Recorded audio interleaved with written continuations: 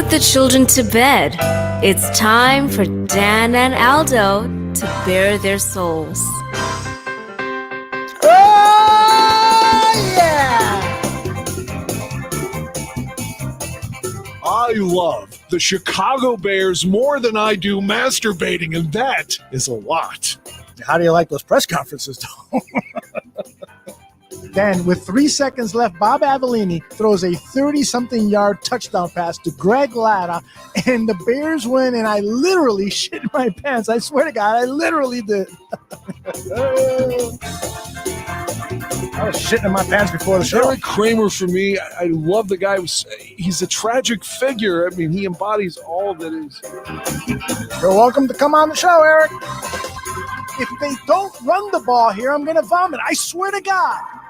Oh, you better believe they're not going to run the ball next year. Look, I don't mean any disrespect. He just didn't play that well. Not for a guy of his caliber. I love your honesty. You know, they won, but I'm going to be miserable all week because they stunk. I'm miserable all the time. I don't really have any recollection of that at all, but I guess perhaps I blacked it all out. So, Dan, tape is the ultimate tool for scouts and for coaches to evaluate players, to detect plays and so forth. And they spend hours looking at tape, right? Why do they so often get shit wrong? Oh, especially if they are members of the Bears. Ladies and gentlemen, Dan and Aldo.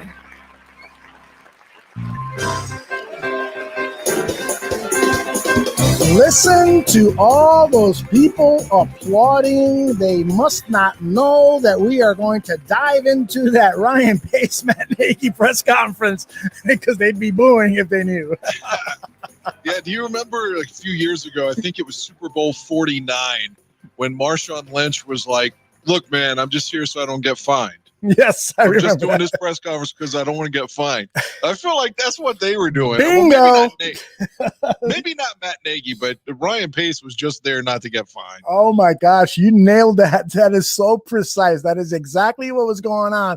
It's so ridiculous that this press conference happened because they had absolutely nothing new to share other than Matt Nagy talking about the Desai hire because he did not comment on that. Desai met with the media, and the new defensive coordinator of the Chicago Bears met with the media. So Matt clued us in a little bit about the process.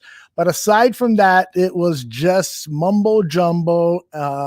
And some reporters tried to get, some more information. But of course, they're not going to talk about players under contract. They're going to talk about moving up in the draft and moving down and so forth. So it was just, but we'll dissect it because that's what we do. We love doing this. We love making fun of those guys, and we'll only stop when they give us a Super Bowl to cheer, right? Harsh indictment from Allen Robinson's agent right afterwards when he tweeted something out like, I plead the fifth. So the way I read that was these guys, they claim they love A-Rob, and they've probably made no overtures to actually bring him back since the season ended. Yeah, and I tell you something that I am dying to reveal something about Allen Robinson's agent that I learned, but I just can't do it. Maybe after this whole contract thing is up, and I'll tell you when we're not on camera, but I'm just dying to share it, but I'm sworn to secrecy.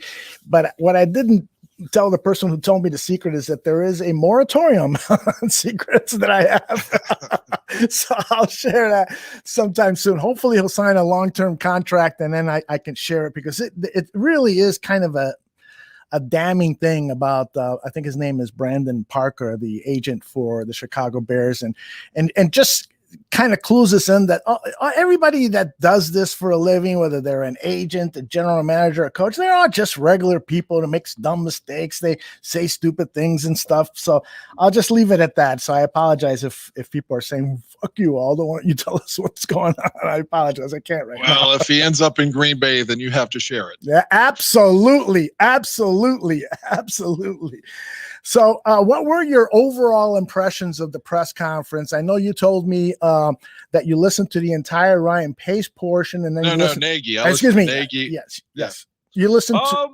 Nagy, like again, if you listen to him, he's a nice guy. Mm-hmm. And I could, especially coming after John Fox, it is refreshing. And in that regard, if he's actually speaking, you feel like he's genuine when he asks you how you are, if you're well, how are your kids, those kind of things.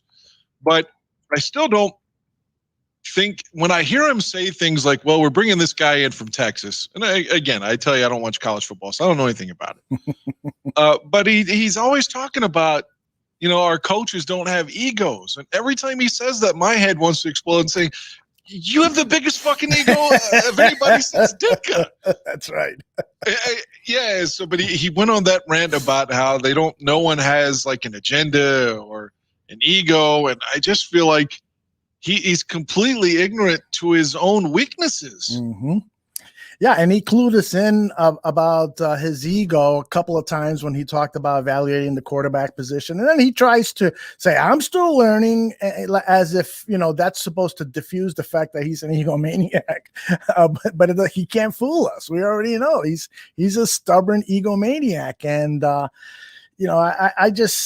I'm hopeful that he will change as time goes on, because if he doesn't change, if he doesn't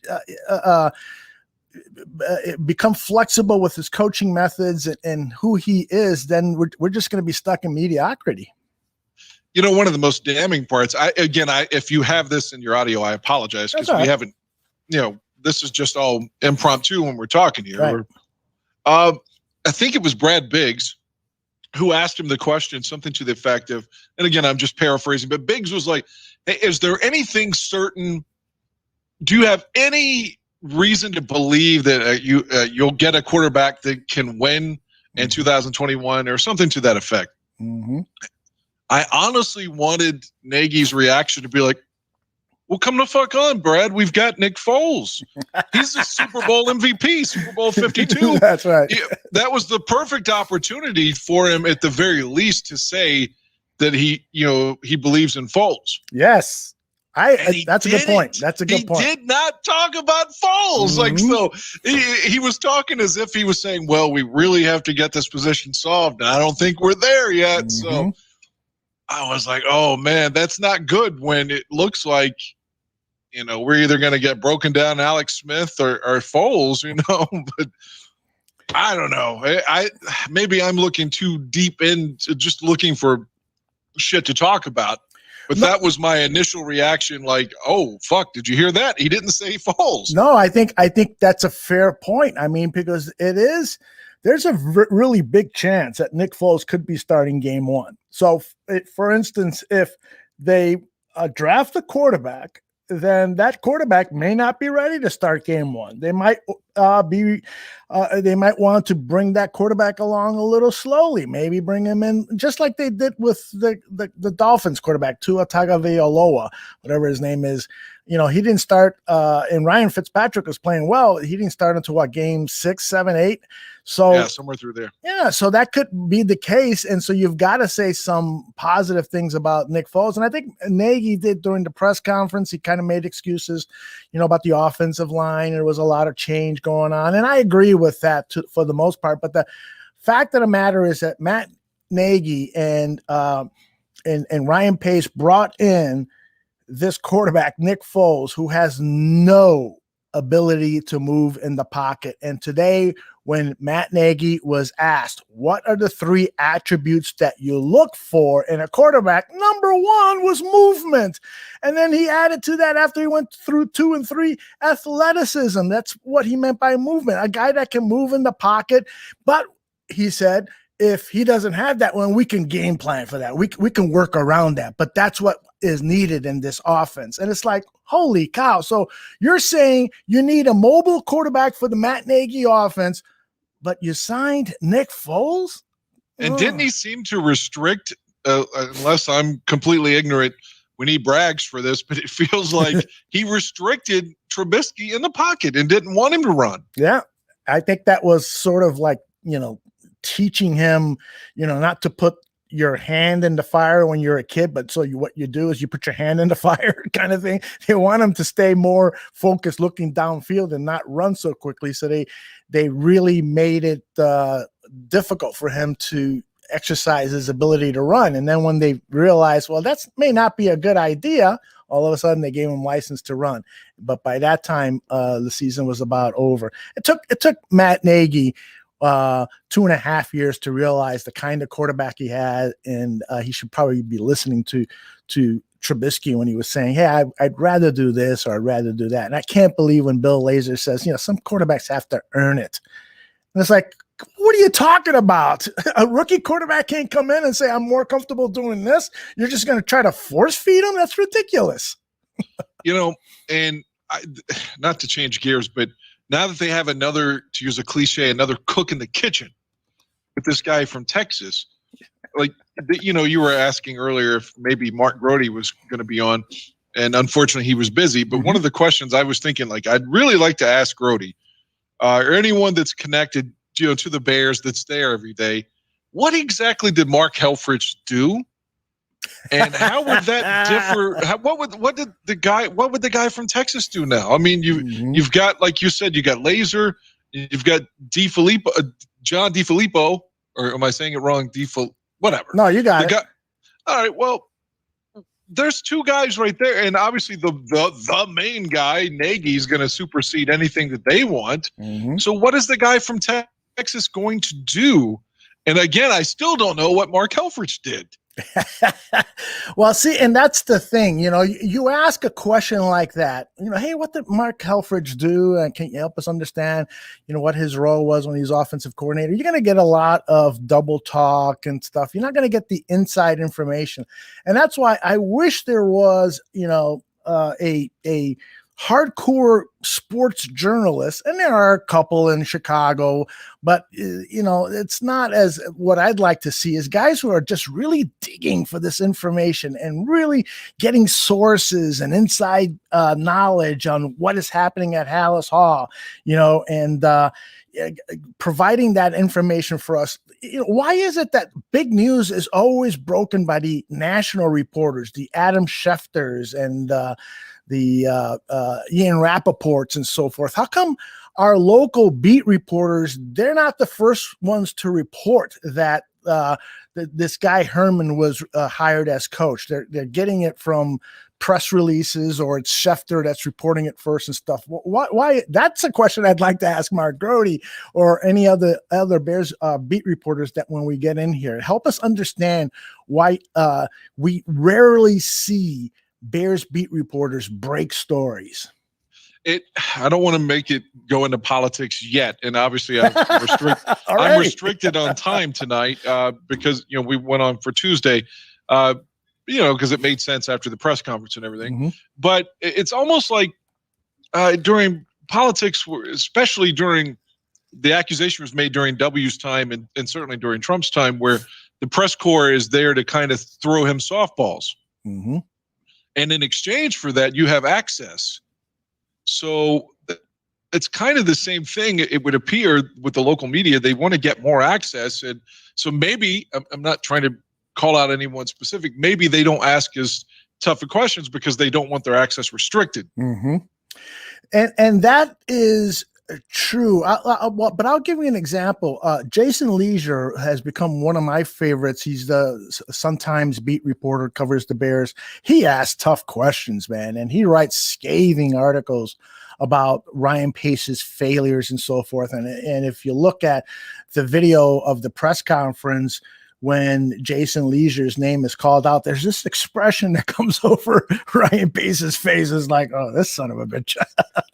So there is a little bit of that, but I totally agree with you. I mean, when I worked in the news media, I knew that, that there was, there's this feeling that you don't want to ruffle feathers. Some reporters operate by that. I can get a good tip from Bears people at Hallis Hall if I don't dig too much. You know what I'm saying? So that is disheartening to hear. Now, again, I understand you have to be respectful. You can't just come up there and say things like, hey, Nagy, why do you fucking suck after 3 years? I get that. Yeah, that wouldn't go over well. You have to have decorum. Yes. You can't just call them out and say the things you'd like to say. I get that. But it does, to your point about all the Bear stories seem to be broken by big reporters, with the exception of La Canfora, because every time he would have a Bear story, would always inevitably end up wrong. That's right. But I don't know if that's an indictment on them so much as that it feels like most agents have a guy that they trust, and that ends usually is Schefter. Mm-hmm.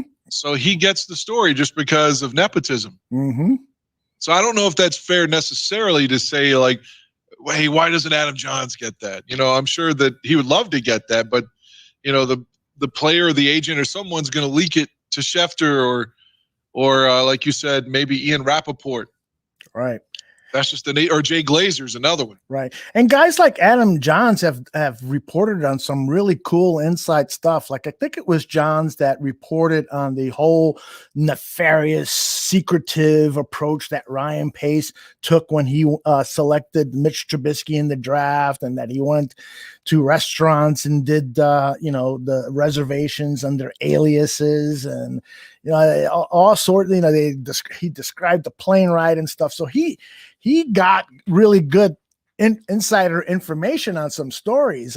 I'm just wondering, why can't guys be digging more frequently and get us some inside stuff? Are the Chicago Bears really interested in pursuing Russell Wilson? I mean, they said today that they're doing due diligence. They owe it to themselves and the organization to look at every possibility out there. So that tells you, yes, they probably talked to John Schneider over at Seattle, but tell us a little bit more. Dig in, guys. Dig in there. But they have a fair out on that one. He could say it would be tampering. Yeah, that's true. No, because he's under contract. But to your point, it would have been fun to hear him elaborate on what the Bears were offering for Stafford, because that deal's done. Right. Yes. You can say, well, so you were in the Matthew Stafford sweepstakes. Well, this is what the Rams gave up. What were the Bears offering? I would like to hear that. Great point, Dan. Great point. Yep, absolutely. And just like Schefter got a quote or two or three from the agent for Russell Wilson, why not, have some of our Chicago media follow up with the agents and try to dig a little bit more? Are they, hell, let me work for one of those YouTubers. I'll call up Sierra, see if I can dig out some information from the beautiful Miss Russell Wilson. Sierra, she's by the way, I met her once. I was doing some work for Ronald McDonald House Charities, and she was a guest at one of the Ronald McDonald houses. And when she walked in, I am telling you, you talk about star power. You're talking about the room just changing, the vibe in the room just because of her beauty and her presence. And then she didn't perform at the Ronald McDonald House, but she said a few words and everybody was just captivated. She's a very, very special talent. And one of the reasons it is said that Russell Wilson would like to play in Chicago is because she's a big fan of this town, and Russell is too. And the whole idea of Russell Wilson being that great Chicago Bears quarterback that we haven't had in decades appeals to him. So, hey, maybe it'll happen. But you said before we went on live that you don't think it's going to happen, huh?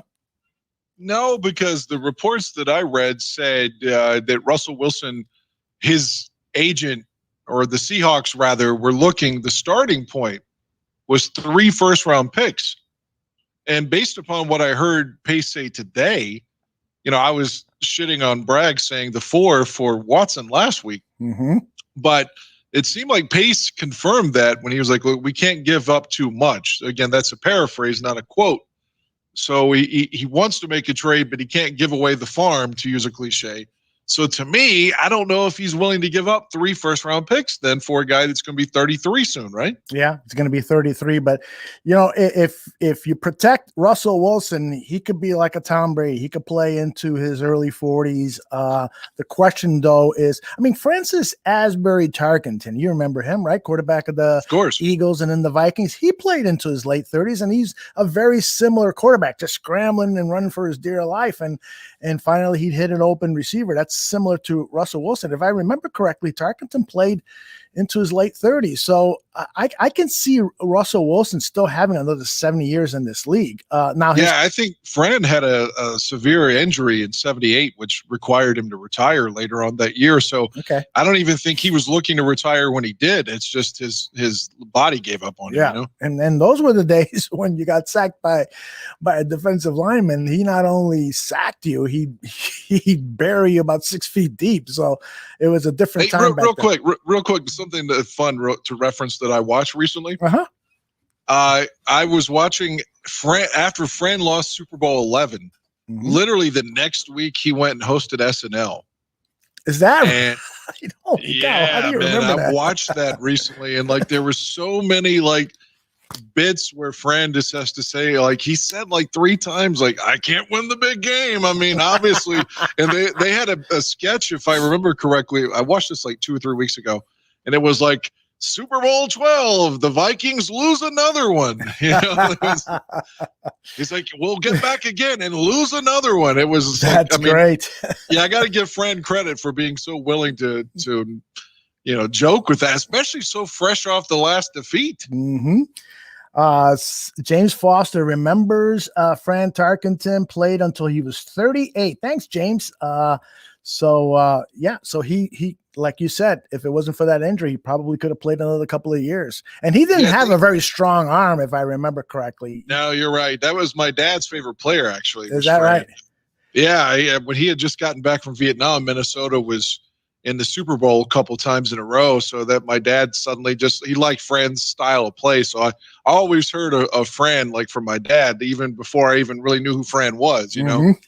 But there's a famous playoff game.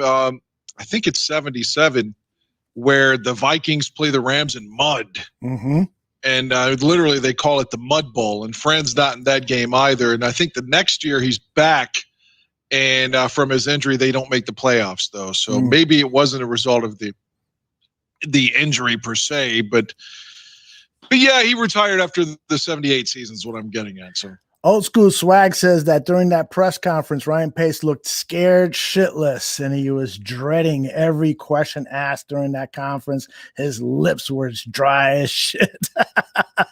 I told you I listened to it because I was driving and just had the video playing, but I was obviously watching the road. I got the impression he didn't want to be there either, for real. Yeah, and it is the annual pre-combine press conference, and the fact that there is no combine, that kind of limited the talk. And I hate to pick on the media because there's a lot of people that we're friendly with, but there were some questions that I thought should have been asked. They focused so much on some of the things that they're not going to ask. Why even ask about Watson and Wilson when those guys are under contract? And to ask questions like that would be tampering. Instead, use that limited time to ask about the draft. I mean, this is the press conference that would have been to scout players. Well, ask, what do you think? What position you think is deepest in this draft? The offensive line is a position, Pace, that you haven't drafted in the first round for a long time. This team has a history of drafting first round offensive linemen. Is that a position that you think in these days, or with the depth that there is at that position, that you don't need to find a starter in the first round, that you can find one in the second and third round? There are tons of other questions that could have been asked to delve into the draft, and some in free agency that weren't asked. But again, I'm being critical. I wasn't there, and these guys just get 1 or 2 questions in, so it's not an easy thing for them to get all the questions in. The one that's confounding to me, and I think it was Potash who asked it again, I don't know why that it keeps being, I guess it's a fair question because we don't get a definitive answer. So I'm not criticizing the question, but everyone keeps, whenever they have these press conferences asking, is Eddie Goldman going to play next year? I mean, at this point, if he doesn't play, what, is he retired? I mean, if he's not playing in 2021, he's not getting fucking paid. That is correct. I think it has to do with health, because I think there's a history of diabetes in the family, and so that made him high risk for contacting COVID, or if he contacted COVID. Well, you got 3 vaccines now. Yeah, well, and And I think that Ryan Pace, although he didn't declare, yes, Eddie Goldman will be with us next year, but he did say we're looking forward to seeing him, which I guess means Eddie's going to play. So it was kind of weird, you know. Pace just, I wish I could give Ryan Pace some media training classes. I don't know. Let's listen to him talk about what the plan is at quarterback. And there's a follow-up question regarding Mitch Trubisky. Right now for us, everything's on the table in regard to the quarterback situation. And honestly, that includes players on our current roster. That includes free agency, trade, the draft, and a combination of all those. So we have a plan in place, and now it's about executing that plan. Have you made a determination whether Mitch Trubisky will return next year, or whether you're interested in a return from him? Yeah, again, that's going to be part of our offseason plan, and we're not going to lay all that out right now, Pat. It's just those are all internal discussions we've had, but I would say again, everyth's on the table with all the quarterbacks. You think there's any chance at all Mitch Trubisky is even going that his agent, Mitch's agent, and the Bears are even going to talk at all? Yeah, I guess Ryan can't tell us what he was really thinking at the time of the question was. What do you think about Mitch? If he had the truth serum, he'd say, yeah, Mitch has told me to go fuck myself. Mitch has no interest in coming back here. Mitch does not want to be with the bald coach Nagy. He does not want to be back here at all. But yeah, he's so non-committal on Trubisky there once again. Even if he really was waffling on Mitch, it's just so non-committal the way Nagy was of course that was Pace, but the way Nagy was during his tenure, during Mitch's tenure, that at some point you kind of need a shoulder over you to say, we love you here, you're our guy. Mm-hmm. They kind of never did that, with the exception of the summer when they were doing the Bears 100 convention. It was thought of, this is our guy. They had him with Jim McMahon, et cetera. But for the most part, Mitch never really got that endorsement or advocacy in terms of this is our guy, and it just continues there. So I would almost rather them say we've moved on from Mitch and just level with this, versus the same if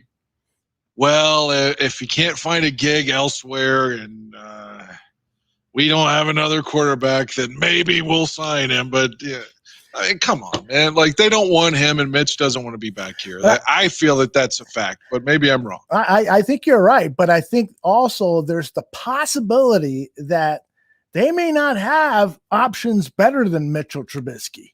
So they might be forced into a situation where they're looking at who's available, what the asking price is for some of these guys, and the impossibility of moving up into the draft and picking one of the quarterbacks that you can safely call a franchise quarterback, or a quarterback that you can win with immediately.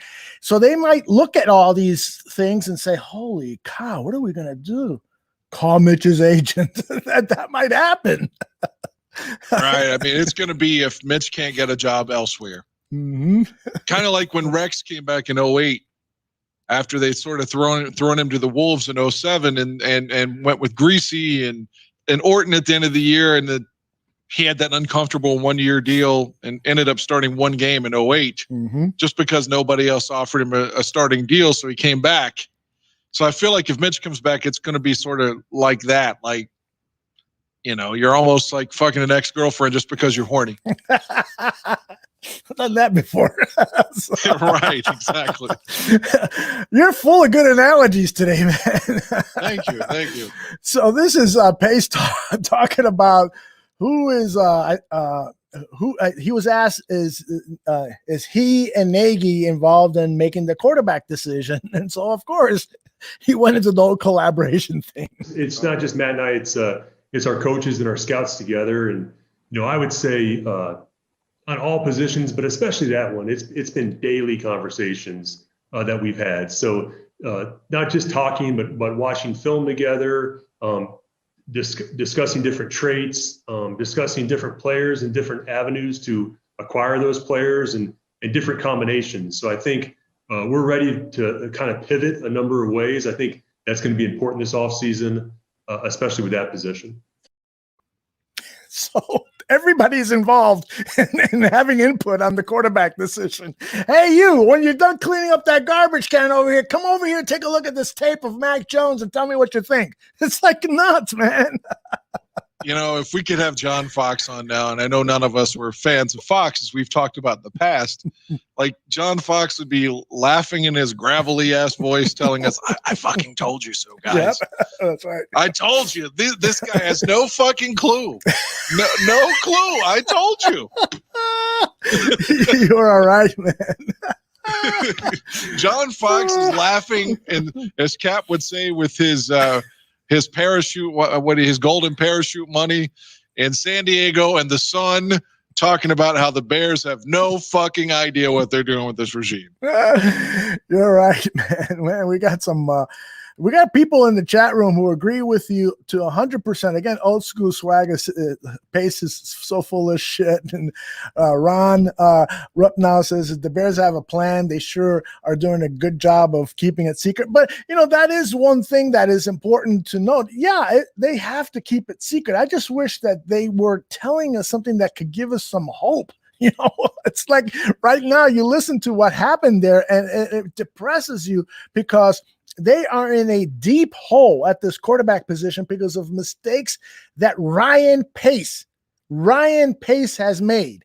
And you can blame a little bit Matt Nagy. You know, he's supposed to be this great developer of quarterbacks, and he was brought in to make Mitch a great quarterback and so forth. But if anything, Mitch regressed for a good portion of 2021 because of Matt Nagy. It wasn't until Matt Nagy, you know, sat down with Bill Lazor, and Bill Lazor said, you know, maybe we should listen to what the guy's got to say here and give him some of the plays in the playbook that he likes. And let's also run the ball. And so Matt is like, oh, man, that's not what I would do if I was quarterback. So that's what's going on here.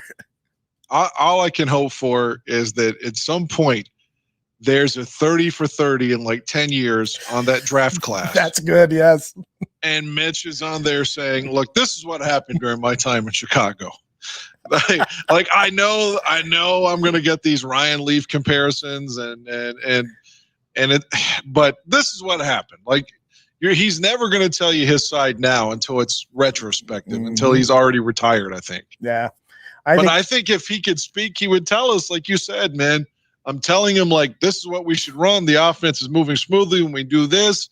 And they call the other shit constantly and won't listen to any of the players on the field. Yep. Including me, the guy who's supposed to be the quarterback. Yep, exactly.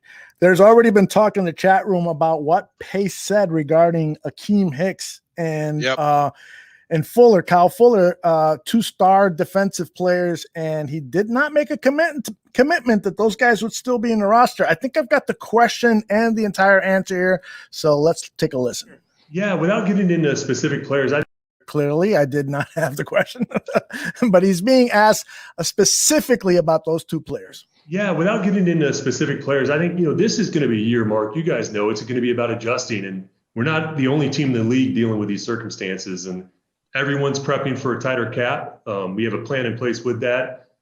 It involves different things. I mean, there's different ways for us to create room with our cap, not just releasing players. That's a hard part of the business. We had a difficult decision with Buster yesterday, and there'll be some decisions to make. I think you're going to see more of that around the league than you've ever seen. But we're prepared. We're expecting a cap to be about 180, so we're prepared for that, and we'll operate accordingly. And he wasn't being completely honest there, because I think there's some money from 2020 that they can roll over into 2021 for their cap. So while the cap is, I believe it's at 185 for this season, that is the top, but there is people might have more money available if they had $20 that roll over into 2021. Like, so for instance, there are some teams like I want to say Pittsburgh Steelers, according to Andrew Brandt, who were 60 million under last year. And so they can kind of roll that over into this year. So, so he wasn't being completely honest there or forthright. So when we talked about, not to cut you off, saying I think it was last week or maybe the week before we were speaking about this. If the obvious follow-up there, again, we were discussing that maybe the person listening isn't even focused on the other person's question. Yes. Because you're just worried about getting your own shit in. Right. But the obvious follow-up would be, well, Ryan, do you think that is there any talk or any thought potentially of extending these guys and reducing their cap hit this year? Right. You know, like, because he said he wouldn't commit to them being there, but at least you'd like to have him on the record saying that's a possibility. Mm-hmm. Yeah. That maybe you could extend them and have them there, especially Fuller. Mm-hmm. Although it wasn't his pick, he's still our pick. Mm-hmm. And he's still playing. And I love Hakeem, but Kyle Fuller's playing better football at this point than Hakeem is. I totally agree with that. And I'm a huge Hakeem Hicks fan. Probably when he retires is when I'm going to buy the jersey, because I have this thing that I don't buy jerseys or prize jerseys. This one was a gift here. The one behind me, Dick Butkus. I don't prize jerseys unless, you know, it's players that have finished their careers or are near completion of their careers, and I can say this guy had a great career, as opposed to, you know, like you've got. Yeah, I've got all those jerseys. But you mentioned Butkus. Is Butkus in good health nowadays? I mean, I saw like footage of him when Sayers died, and he didn't look too good. You know, maybe it's just because he's down because Gale died. But I wonder, do you know? Has anyone heard about his health? Is he struggling, or he didn't look well? I have not heard anything about his health. You know, he's getting up there in age. Let's see, how old is he?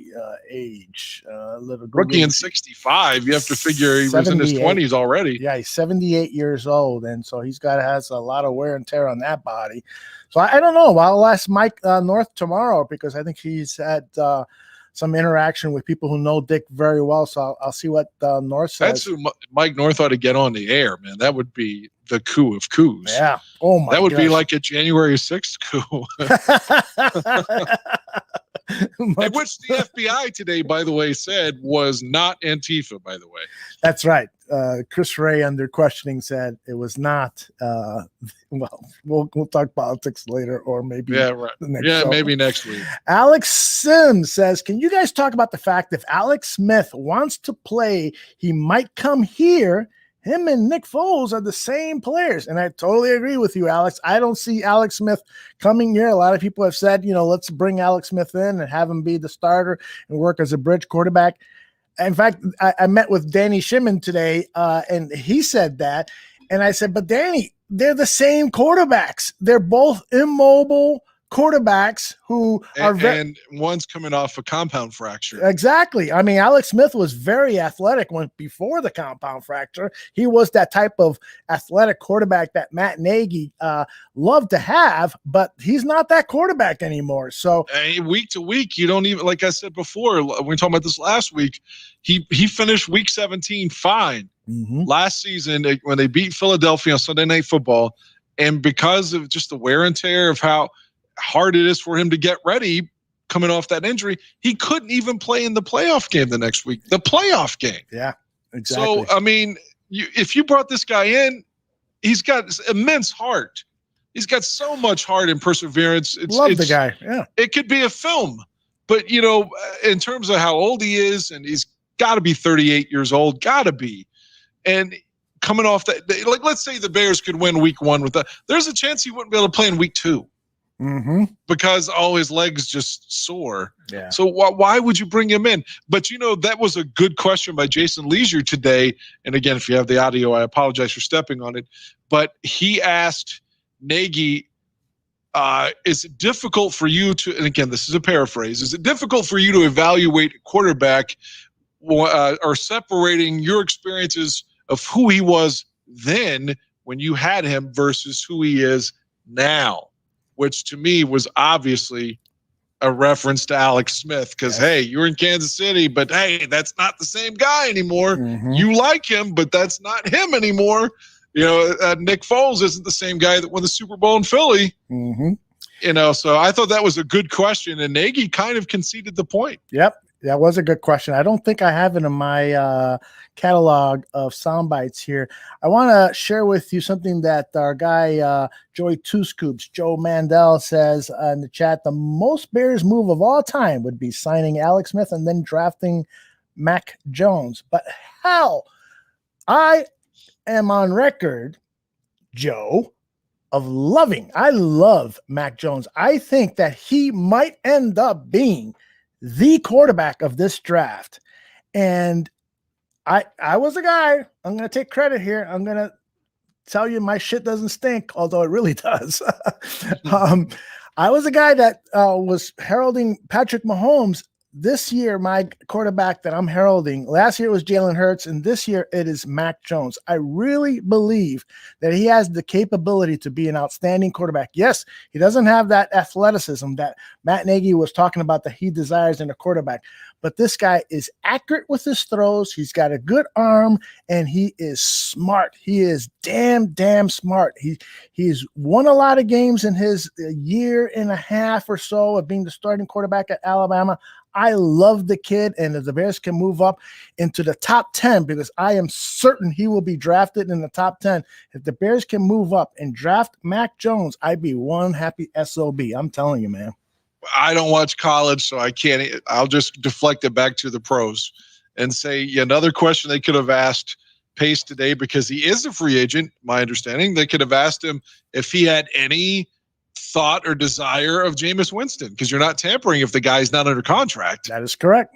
Yeah, although they could have asked about Stafford too, and that didn't happen either. Although technically he still is under contract, because the new football contract season, whatever it's called, isn't until I think it's Saturday the 13th. So which is why they did the press conference now, because nobody is officially a free agent. By the way, Joe wants to be on record saying that he loves Mac Jones too, just not Alex Smith. So you're on record, brother. All right, let's get back to another soundbite here. Did I play the Hicks Fuller one? No, you were looking for it. There, here it is. This is Hicks and this is Ryan Pace talking about the future of Akeem Hicks. Actually, I did play this. I think I played it, but anyway. Apparently, I have fucking onset early dementia or whatever. Oh my gosh. This is about Allen Robinson.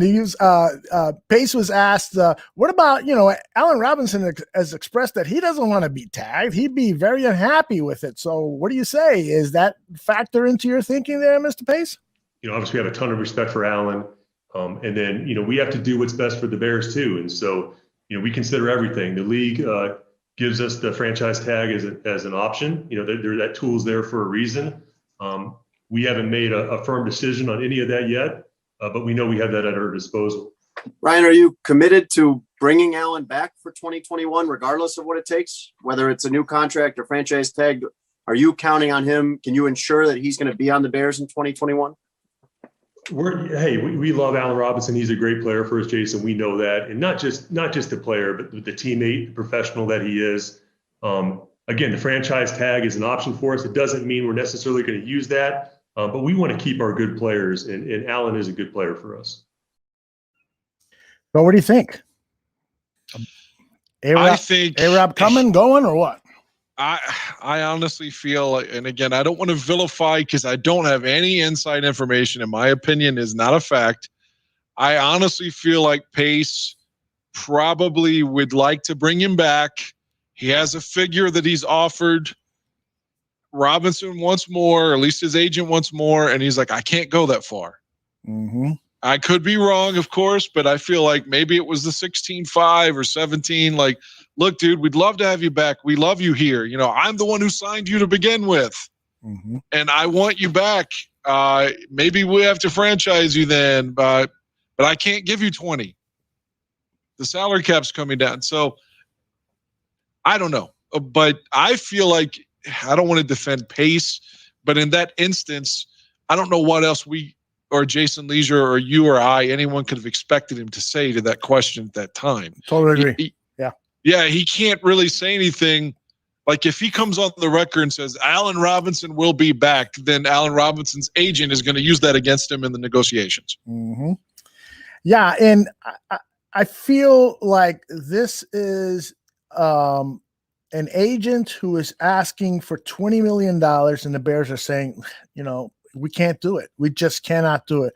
To give a $20 million contract to a wide receiver is not how our model of finances is. We give the top dollars to the defensive players, and we feel that we can get good offensive players to support the quarterback through clever deals and clever negotiating and so forth. I feel that that's what they're thinking of with A-Rob. And so they're trying to get a bargain out of him. And so he's going to be franchise tagged. And the big question then is A-Rob going to show up to work, or is he going to then demand the trade, kind of pull Deshaun Watson, and who knows, maybe Deshaun Watson comes to Chicago, A-Rob goes to Houston, and lots of draft picks and all sorts of other stuff happens.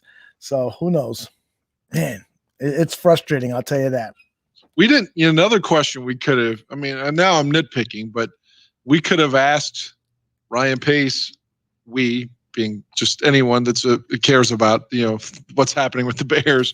But obviously we're not in the press corps, but former Chicago Bears head coach Dave Wanstead said he would have released Anthony Miller after the postseason game. You've had some time. Is Anthony Miller going to be back? Or, we're talking about a guy that never criticizes anybody in Wadi. And he says he would cut him. Like, what's your reaction to that? You drafted him. I would love to hear him extrapolate off of that. You could ask that without being condescending or adversarial, I'm totally with you. That would have been one of those really great questions to ask is, you guys, you talk not only about collaboration, but you talk a lot about culture. And clearly the actions by Javon Wims and Anthony Miller went against the culture that you say you're building or have built. So why are they still on the roster? There's been, maybe phrase it a little differently than that, but what was your reaction to their actions this season? And could they, potentially not be on the roster? Figure out a way to say it that perhaps is a little bit more respectful, but I think that would have been a really good topic to talk about, because those guys, just really hurt the team with their behavior on the field. Tony Moy says Miller and Wims are gone, and I wouldn't be surprised. I wouldn't be surprised. I wouldn't be surprised if they're back, though. You wouldn't be surprised, huh? No, I just feel like this regime doesn't really hold anyone accountable when they make mistakes like that. Mm-hmm. Wims was, targeted in the biggest sequence of our playoff game after what happened in week 8. Mm-hmm. So, and Anthony Miller, you obviously traded up to get him. So I could see Pace saying, I need to be proven right on my draft pick. Exactly. So I'm going to give him every opportunity to validate my pick, especially when I'm being scrutinized the way I am in talks of losing my job. Well, you're just coming off the last off season was all about correcting Ryan Pace's mistakes. You drafted a tight end in the second round because the other tight end you drafted in the second round, Adam Shaheen, was a bust. Right. You signed a free agent quarterback to come in and compete with the quarterback you drafted with the second overall pick that you traded up to. You signed a veteran quarterback to compete with him because that quarterback that you drafted and was supposed to be your franchise quarterback wasn't working out. And on and on. There were just so many things that happened last year to correct mistakes. And so if they have to correct the Anthony Miller mistake, it's just another notch again on Pace's resume that just doesn't look good. It does not look good at all. Man, you brought up tight ends, and it made me think, not to veer off into another topic, but the Vikings cut Rudolph today. Kyle Rudolph, yes, a veteran. Hey, man, that guy's killed us forever. Yeah. I'd love to see him come over. Yeah. Now, I got a feeling that they're going to renegotiate Jimmy Graham's contract, and that Jimmy Graham is going to be around. Here's something that I saw, and I wish I would have written down the source, But there is word that one of the reasons Russell Wilson might be interested in coming to Chicago Bears is because he and Jimmy Graham are really, really good friends from their time together playing in Seattle. And that Jimmy told him, this organization is great. They've treated me really well. There's a lot of respect. I like the coaching staff, the locker room is good, and so forth. And so Wilson got validation about the Bears. And so that's why he was included in that list of 4 teams that he would be okay being traded to. So if that is true, if Jimmy Graham did say that, then Jimmy Graham isn't going anywhere. He's going to be catching passes from Russell Wilson next season if that trade can happen. Yeah, I mean, he did well. Like, again, it felt like that the Bears didn't utilize him as much as they should have in red zone situations. And even so, he had like 8 touchdown receptions. I think it was 8. Yes, right. And he caught the one at the end of the playoff game as well. So my comment wasn't a jab at Graham as much as that Rudolph has been an exceptional player against us for so long that I would love to throw him out there against the Vikings. But the Graham, what you just said, somewhat surprises me, only in the sense I remember in the middle of the season when they were like, well, Bill Lazor's going to take over the play calling. And they asked Jimmy Graham like what he thought about it. And he had no fucking clue. He's like, really? I didn't know who was calling the plays this week, unless he was just being, stone-faced or something and not wanting to talk about it. It felt like he was so disconnected from the situation that he had no idea who was calling the plays. So I thought when I heard that, I was like, man, it's a dysfunctional team again. It's Mark Trestman 2014 when the players don't even know who the play caller is. Eric Alley says, why would Anthony Miller be gone? He's on his rookie deal. He still has potential. And I think, Eric, the issue is this is his 4th year. Typically, the theory is that by year 3, a wide receiver should come into his own. And so he's just shown flashes. He had a really good rookie season that was marred by that shoulder injury. But there was definitely a regression in his 2nd year. And then he had a year in his 3rd year, that year that should be a breakout year for a wide receiver. He was beaten for the starting position by a rookie, Darnell Mooney, a 5th-round rookie. So it was clearly his performance in 2020 was disappointing. And with the altercation that he had with that Saints player, it just means that maybe his head isn't right. I'm not saying get rid of Anthony Miller, but if he doesn't, no, but Dave Wanstead said that. That's right. Dave Wanstead, the great Dave Wanstead. Dave Wanstead said you have to show leadership and you have to show your team that you're the boss, and sometimes that means you have to release people. Black Rain says, how is Miller a mistake when half the time they didn't use him right? I saw him play in college. He played outside, not just slot, like how Bears used him.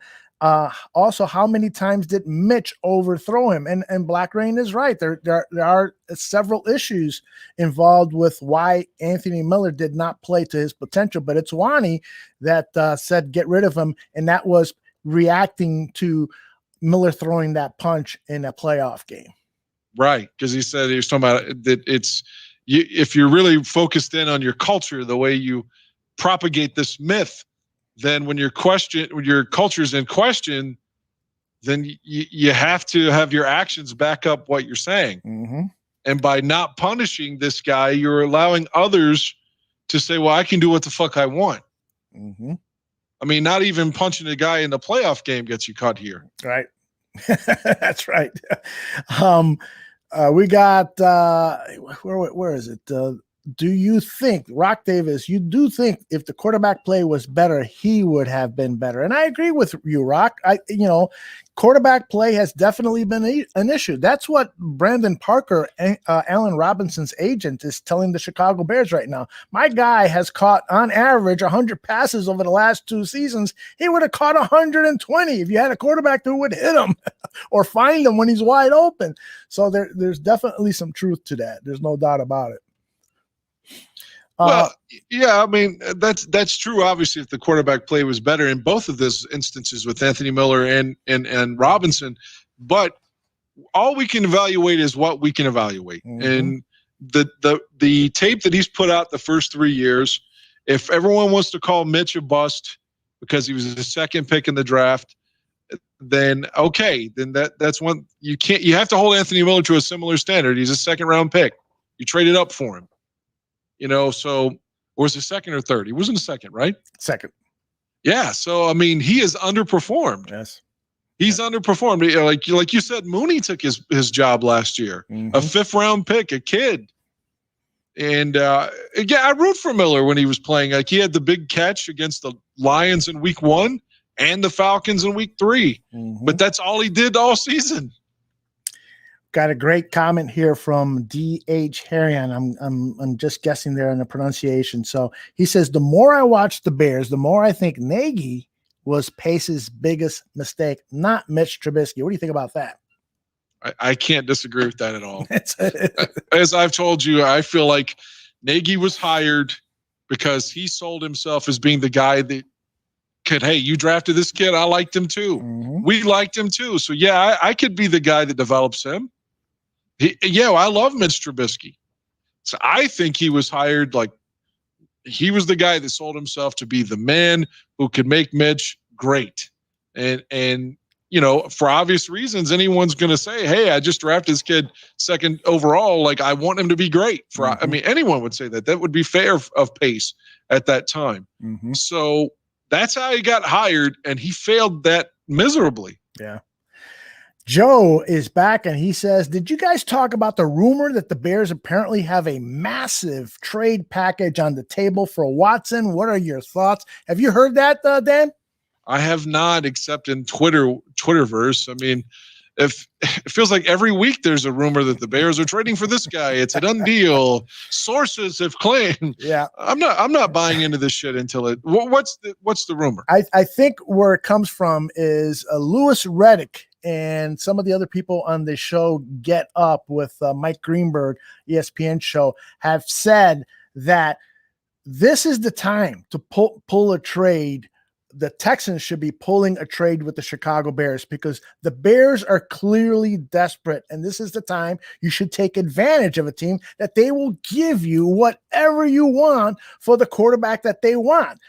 And so other people have started to speculate that perhaps Ryan Pace has offered up a tremendous boatload of picks, but there's also stories that the Texans still are not even picking up the phone to listen to trades. So I got a feeling that Pace probably has got a huge deal to offer, but I'm not sure he's talked to anyone at Houston of any consequence because the Texans are trying to salvage that relationship with Deshaun Watson. And with each passing day, and Watson makes it more and more clear that he isn't going to go back to the Texans might start to lose some of that trade leverage. So we'll see what happens. But I don't know. What's too much for you, Dan? What's too much to offer? The 4 first-round picks that Bragg said last week, and he's not here to defend it, so I don't want to assume like I'm ridiculing it because I'm not. I just disagree with it. 4 first-round picks is crazy to me. Mm-hmm. That's just my opinion, though. I'm not saying his opinion is invalid. But like to me, like 4 first-round picks is maybe for Rodgers. Mm-hmm. I mean, when I don't like Rodgers, obviously, and I don't want him to be a Bear. I didn't want Brett Favre to be a Bear, but I could understand it based upon, even though I could tell you they loses in the playoffs every year, but I mean, the guy's like 44 touchdowns and like 5 picks or whatever. Like to me, that warrants, and it's not just an aberration. It's like every year. Yeah. Like I could see giving up something crazy like that for Aaron Rodgers, but not for Watson, whom again, I've pointed out, has never done anything. I mean, he did at Clemson. I'm not taking that away from him, but he had a good team around him. He had a solid defense. At the time, J.J. Watt was incredible and was at the top of his game. Whitney Merciless, and they had a great wide receiver. Mm-hmm. And all they could ever do was get to the wild card game. I think one year they got to the second round. And I know he was young, but I'm just saying, like, he was on a team that was surrounded by good players, upper, like, I don't want to say great, but really solid players. Mm-hmm. And they didn't win. So now you're going to bring him to a team that's, how many good players are going to be on the team if you trade for him? Right. You're going to have to give up your good players and draft capital, I guess I would think Russell would be cheaper than Watson because of their age difference. So I would almost be willing to trade for Russell before I would Watson, because Watson's going to command more. But then again, if you could get 2 first-round picks for Matthew Stafford with and I like Stafford, like I've said, but all the injuries that guy has sustained, and he's in his middle 30s too, then goddamn, like Wilson or Watson probably would be 3 or 4 first-round picks. And I think that's too much. Yeah. Well, I think this is this next soundbite I want to play from Ryan Pace is he was asked how much is too much, and this is his. We can't be reckless. We're always going to have our limits with every trade, and that's going to be individual based on the position and the player you're talking about, of course. And then I think the timeline it just dictates. You obviously have a lot of different things planned out with free agency and the draft, and the last thing you want to do is put yourself or the team in a bad position. Where you get kind of stuck, So I think you have internal timelines that based on the calendar year with free agency and the draft, and you operate from that. I think that reveals a little bit about his thinking. He's not going to trade the whole farm away for a quarterback. It would be ridiculous to. I see on Twitter a lot people who I respect who say, I would trade 5 draft picks for Deshaun Watson. Really, you would? I mean, like Dan's been saying, who's he gonna throw the ball to? Who's gonna block for him? I really think Pace is like Nagy in the sense he doesn't want to be wrong. If he has to trade like 4 or 5 picks for a guy that he could have drafted anyway, then he's admitting defeat, and I don't think he's got that in his DNA. So I just don't see Watson coming here. I'll eat the sword and say that I was a complete and total idiot if it happens. I just do not see that coming into fruition other than in someone's like fantasy. Yeah. I don't see there's any probability or validity to it at all. Yeah. And the thing is that other teams want Deshaun Watson, other teams with better assets to trade. There are a couple of teams who have 2 number 1 draft picks. The Bears have 1, and it's number 20. And at number 20, you're not going to get a replacement quarterback for Deshaun Watson. The Jets hold the 2nd pick. They may want to trade Sam Darnold, their 2nd pick, and their other first-round pick to the Texans for Deshaun Watson. Just that trade alone makes it much more coveted than what the Bears could potentially offer. And all of this talk I see again on social media, people I respect are saying, I would trade Roquan Smith. I would include Roquan Smith in a trade for Deshaun Watson. Here's the thing. Roquan Smith is to the Bears defense what Deshaun Watson would be to the Bears offense. So much more now. You need a quarterback with those Brian Urlacher skills who can cover from sideline to sideline and can play that deep safety position when needed. He's invaluable. And so I would be really, really hesitant to trade Roquan Smith unless you've got a plan that because your other 3 linebackers are in their 30s. Exactly. That's another big point. Good point. Yeah.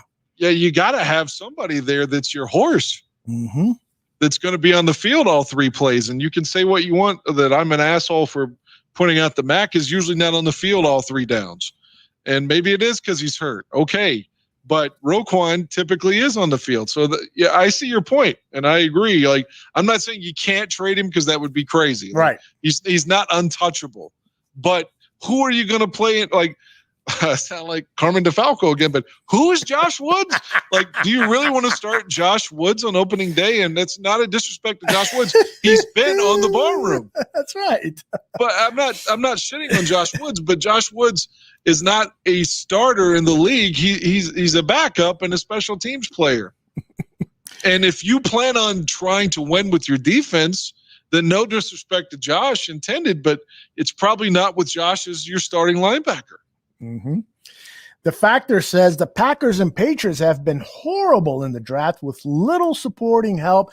Their quarterback has kept them above 500 for over a decade. So, okay, we can analyze that. The Packers have only won 1 Super Bowl with Aaron Rodgers and it's because of Aaron Rodgers that they have won so many division titles, but they haven't won Super Bowls. And so there was this whole argument this year is, here was Jordan Love, didn't even dress for a game. If they would have used that first round draft pick on another wide receiver or a depth lineman, so when David Bakhtiari went down, they would have had another offensive lineman of quality to put in there, or somebody who could have helped Aaron Rodgers win that championship game. So there's that argument. But the factor, I will concede that, a great quarterback like a Tom Brady, like an Aaron Rodgers, they're going to win you a lot of games, even but if I don't think Watson's in that category. Who is though? Like Rodgers and Brady, it's not even a shot at Watson by saying that. Mm-hmm. They're up here because of their play consistently. Absolutely year in and year out. And again, I hate Aaron Rodgers. I hate having to put him over. But it is what it is. Mm-hmm. Like they said, well, they can screw up the draft and he makes everybody better. But I just pointed out all the years, like we could pull up Pro Football Reference, all those years that the Texans made the playoffs every year because they were in a shit division. Every year, like Indianapolis, especially after Andrew Luck retired, it was the Texans who just by default were going to win the division. Mm-hmm. And they did nothing with it. You could say, well, Watson was young. Well, fucking Rodgers was young and he was already great. Mm-hmm. So that's what I'm saying. Watson's a good quarterback, but he's not at the level. He's never going to be at the level that Aaron Rodgers has been or Tom Brady. That's my opinion in it. Watson could prove me wrong, and if he comes to the Bears, I hope he does. I just don't see it happening. I just don't think it's plausible. Great conversation going on between people in the chat room. Rock is responding to someone, and he says here, I think Ryan Pace can admit when he's wrong. Look where he picked Mitch and how now Mitch might be gone after this year. Did the same thing with Leonard Floyd. You couldn't keep Floyd at that $13 million, but he didn't. I agree that anyone that says that when Ryan Pace can't admit that he's made a mistake, I would disagree with that. But it's my problem with Ryan Pace is he's just made too many mistakes. Okay, imagine this hypothetically. Okay. They've just given up 3 first-round picks and maybe a second-round pick or whatever it is, the ridiculous trade math for Watson. First day press conference. Ryan, you realize you could have drafted this guy back then, right? And you wouldn't have had to have given up all of this. What's your answer, Mr. Pace? Do you really think that he has that in him? I don't. To face the media to say I had to give up the whole fucking team to draft a guy I could have drafted then and didn't even take him out to dinner? Well, he was sort of asked that question, not at this press conference today being Tuesday. What is it, March 3rd?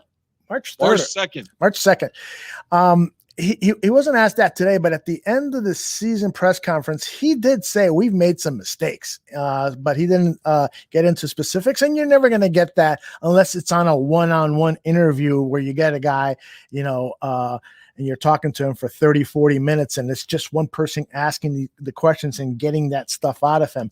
Hey, the factor says, I disagree with you. Dan Watson is 25 years old! Exclamation point, exclamation point, exclamation point. We have already tried not having a above quarterback for over 50 years. It did not work. Well, his opinion's valid. We disagree on this issue. Again, I've laid out my case. So ask Mr. O'Reilly what his case is other than the fact he's 25. Because what was Aaron Rodgers doing at 25? I don't know how old he was when he took over for Favre, but my point is, as soon as he took over for Favre in his second year there, he was in the playoffs. In his third year, he won the fucking Super Bowl. Yeah. A good point. I mean, it is damning. And Olin Kreutz pointed it out. I don't always watch, not because I don't like it, but I don't always get a chance to see Olin Kreutz on television. But he did, after the Texans game in his post-game show, he did say, take a look at Deshaun Watson. That's the guy everybody's saying you need a quarterback like him. You need a quarterback like him. And you need a left tackle like Laremy Tunsil. And look at what the Bears did to that team. Look at what the Bears did to Watson and to Tunsil. In fact, Charles Leno outplayed Laremy Tunsil in that game. So you make a valid point there about, Watson at the age of 25 did not lift his team up to at least a 500 record. Yeah, and he started all 16 games too this year. Mm-hmm. And what was their record? 4-12? 3-13? I think it was 4-12. Yeah. Yeah. So there you go. I mean, again, there's so many circumstances to go around that. It's not me saying that he sucks, because he doesn't. Right. And the guy still threw for almost 5,000 yards this year. I don't have the figure in front of me, but he was in the upper 4,000 range. As a Bear fan, I would love to just see, 3,500, 4,000. We've never had a 4,000-yard passer. So again, the point is taken that he would elevate us, but I don't. For the people that didn't like Cutler, we've done this already. Well, we traded at the time what seemed like a lot, 2 first-round picks and a third, and Kyle Orton for basically Cutler and Johnny Knox, because they got a 5th-round pick back.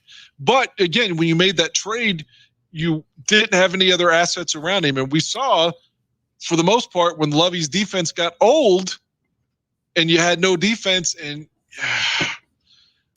you talk about a guy that was on the team and didn't have anybody around him for a lot of that time was Jay.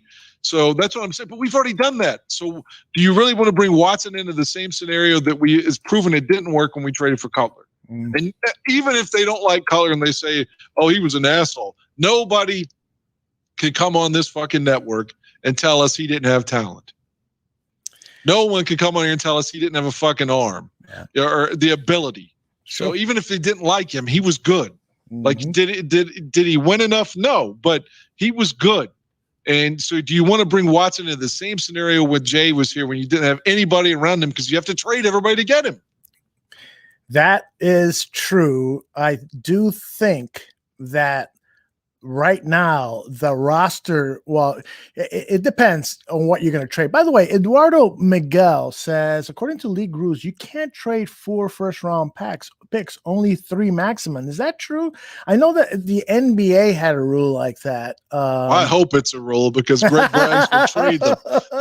And he has a lot of influence. God, everybody knows Braggs. That's right. Greg Braggs has insight into he's got influence at Hallis Hall. There's no doubt about it. Yeah, and ESPN Radio out of Chicago. So. Absolutely. Why not, right? All right, let's play another soundbite. This was, I thought, a really interesting question and response by Ryan Pace to the question, when the season was over, what did you tell George McCaskey and Ted Phillips about what you're going to do to move this team forward? What happened? I didn't hear this. I definitely want to hear this. Okay, so I the question might be here as well. Let's take a listen. Work through it. Big picture, when you guys sat down for those meetings in those couple days after the playoff loss to kind of chart the future and express your vision, what was important for you to emphasize to George and Ted about how you were going to clear this hurdle, clear this hump, and have this football team playing championship football again? Yeah, I think, you try to take out the emotions right afterwards, Dan, and just kind of go through it. But I think you first got to understand the reasons why. Like, why are we in this position? And that takes some time. And it took some weeks after the season to meet with the staff and kind of our end of the year meetings and go through that. So it wasn't like everything is solved the day after the season. We have to diagnose where the areas we want to improve and what's realistic. And I think we've done a good job of doing that. Now it's just using this offseason to attack that with the resources we have. And I think when you have continuity on the staff and you have a personnel department, a coaching staff that's been together for as long as we have, I've seen it in other organizations. That can be a strength. We're united, we're on the same page, we see things the same way. And now it's just about attacking it together. And that's what we're doing. And we're excited about doing that in the coming months. I don't even know why I wanted you to play. I don't know why he said the same thing that they always say. Like, I almost found myself like looking at my phone and not paying attention. I was like, no, listen. Like, I was looking at a text and not like, I almost just blocked him out because he's saying the same shit. Oh, well, we've got teamwork and we're going to be together and we're going to work. We're collaborating. Heart 4803 says, you are the reason we're in this position, Ryan. Here's the thing, though, that we do live in a society that when something goes wrong, you immediately get rid of it. And it's a very disposable society. And there is some, I'm trying to be the naysayer. I'm trying to look at things from the opposite point of view.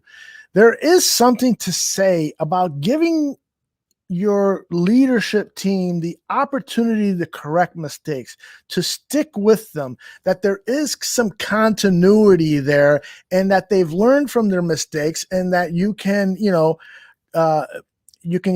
can thrive moving forward because you were patient with these guys. Oh, let me interject, please. No, you make a good point, and definitely in a different era that was the thing, like most people would come in and get like a 5-year window, regardless if it was a first-time coach or what have you. But let me just say, and this gentleman just passed away, Marty Schottenheimer was fired after a 14-2 season, and they lost a playoff game because his kicker missed the field goal. So it's not like, he shit the bed against the Patriots in the playoffs. No, again, same thing. His team drove down the field the way we did in 2018, and I don't remember who their kicker was in 06 versus Cody Parkey, but their kicker missed the field goal, and Marty never got to coach again after going 14-2. Never. And obviously had gone to how many AFC championship games before that? So, and the Chargers thought they had to move on from him. Like he was look, John Fox went to the Super Bowl with Denver. And what did they say? They didn't win it because of Fox. That's what the story came out when they got rid of him. Elway really thought that they lost because of him. So what I'm saying is, even when teams have been successful with high-profile coaches, sometimes they just say, this guy, we can't win with him. We can't get over the hump, and they make a move. The overall body of work for Pace at this point, because he's been there since 2015. It's not like a knee-jerk situation, like, he's only been here 2 years, and maybe we need to see this through. I mean, he's been here a while now. Even Nagy's going on to year 4. I mean, this has to be the end if they fail again. This has to be. Yeah. Like the Bears have given them enormous. I mean, if this were a marriage, they've gone to counseling. They've gone to couples therapy. They've tried changing the sheets, giving you your midlife crisis car. They've experimented sexually. They've done everything. They've done everything at this point, and it hasn't worked sans the 1 year. So your point, again, I appreciate it. I like that you have to be loyal too, but man, he has been given a fair shot here. I think that he has, and my patience is running thin, but I don't mind too much that they've been given another year, particularly given that, 2 out of the last 3 years, they've made the playoffs. Nagy was not Trubisky's pick, and you said earlier that Nagy said that he could turn Trubisky around and so forth. Yeah, it is what it is. So I don't mind them getting another shot at this. I asked people in the chat room, what do they think about what is arguably the biggest move that Ryan Pace has made as general manager of the Chicago Bears, and that was the trade for Khalil Mack. Right. So I asked them, as I collect some of these responses, I want you to talk about whether you think Ryan Pace made a mistake in making that trade for Khalil Mack. I don't think he did. I think he made the move at the time that made sense. And the guy we traded for, and I'll give Matt credit for always answering the bell. He's always there. He doesn't miss games for the most part. He missed like 2 in 2018. And beyond that, he's always there. So, maybe you could question the way Dan Hampton and Ed Obranovich do. He's not in what they view as good shape. That's why he's on the sidelines on a lot of third down plays, sucking wind, whatever his detractors, including myself, would point out. My my criticism of Mack has been, I thought he was better than he has shown. Mhm. Like the one that, again, Zimmerman was so against me on, he thought, like, you always say that he was our Lawrence Taylor, and I don't think that that's a good comparison, but I think it is.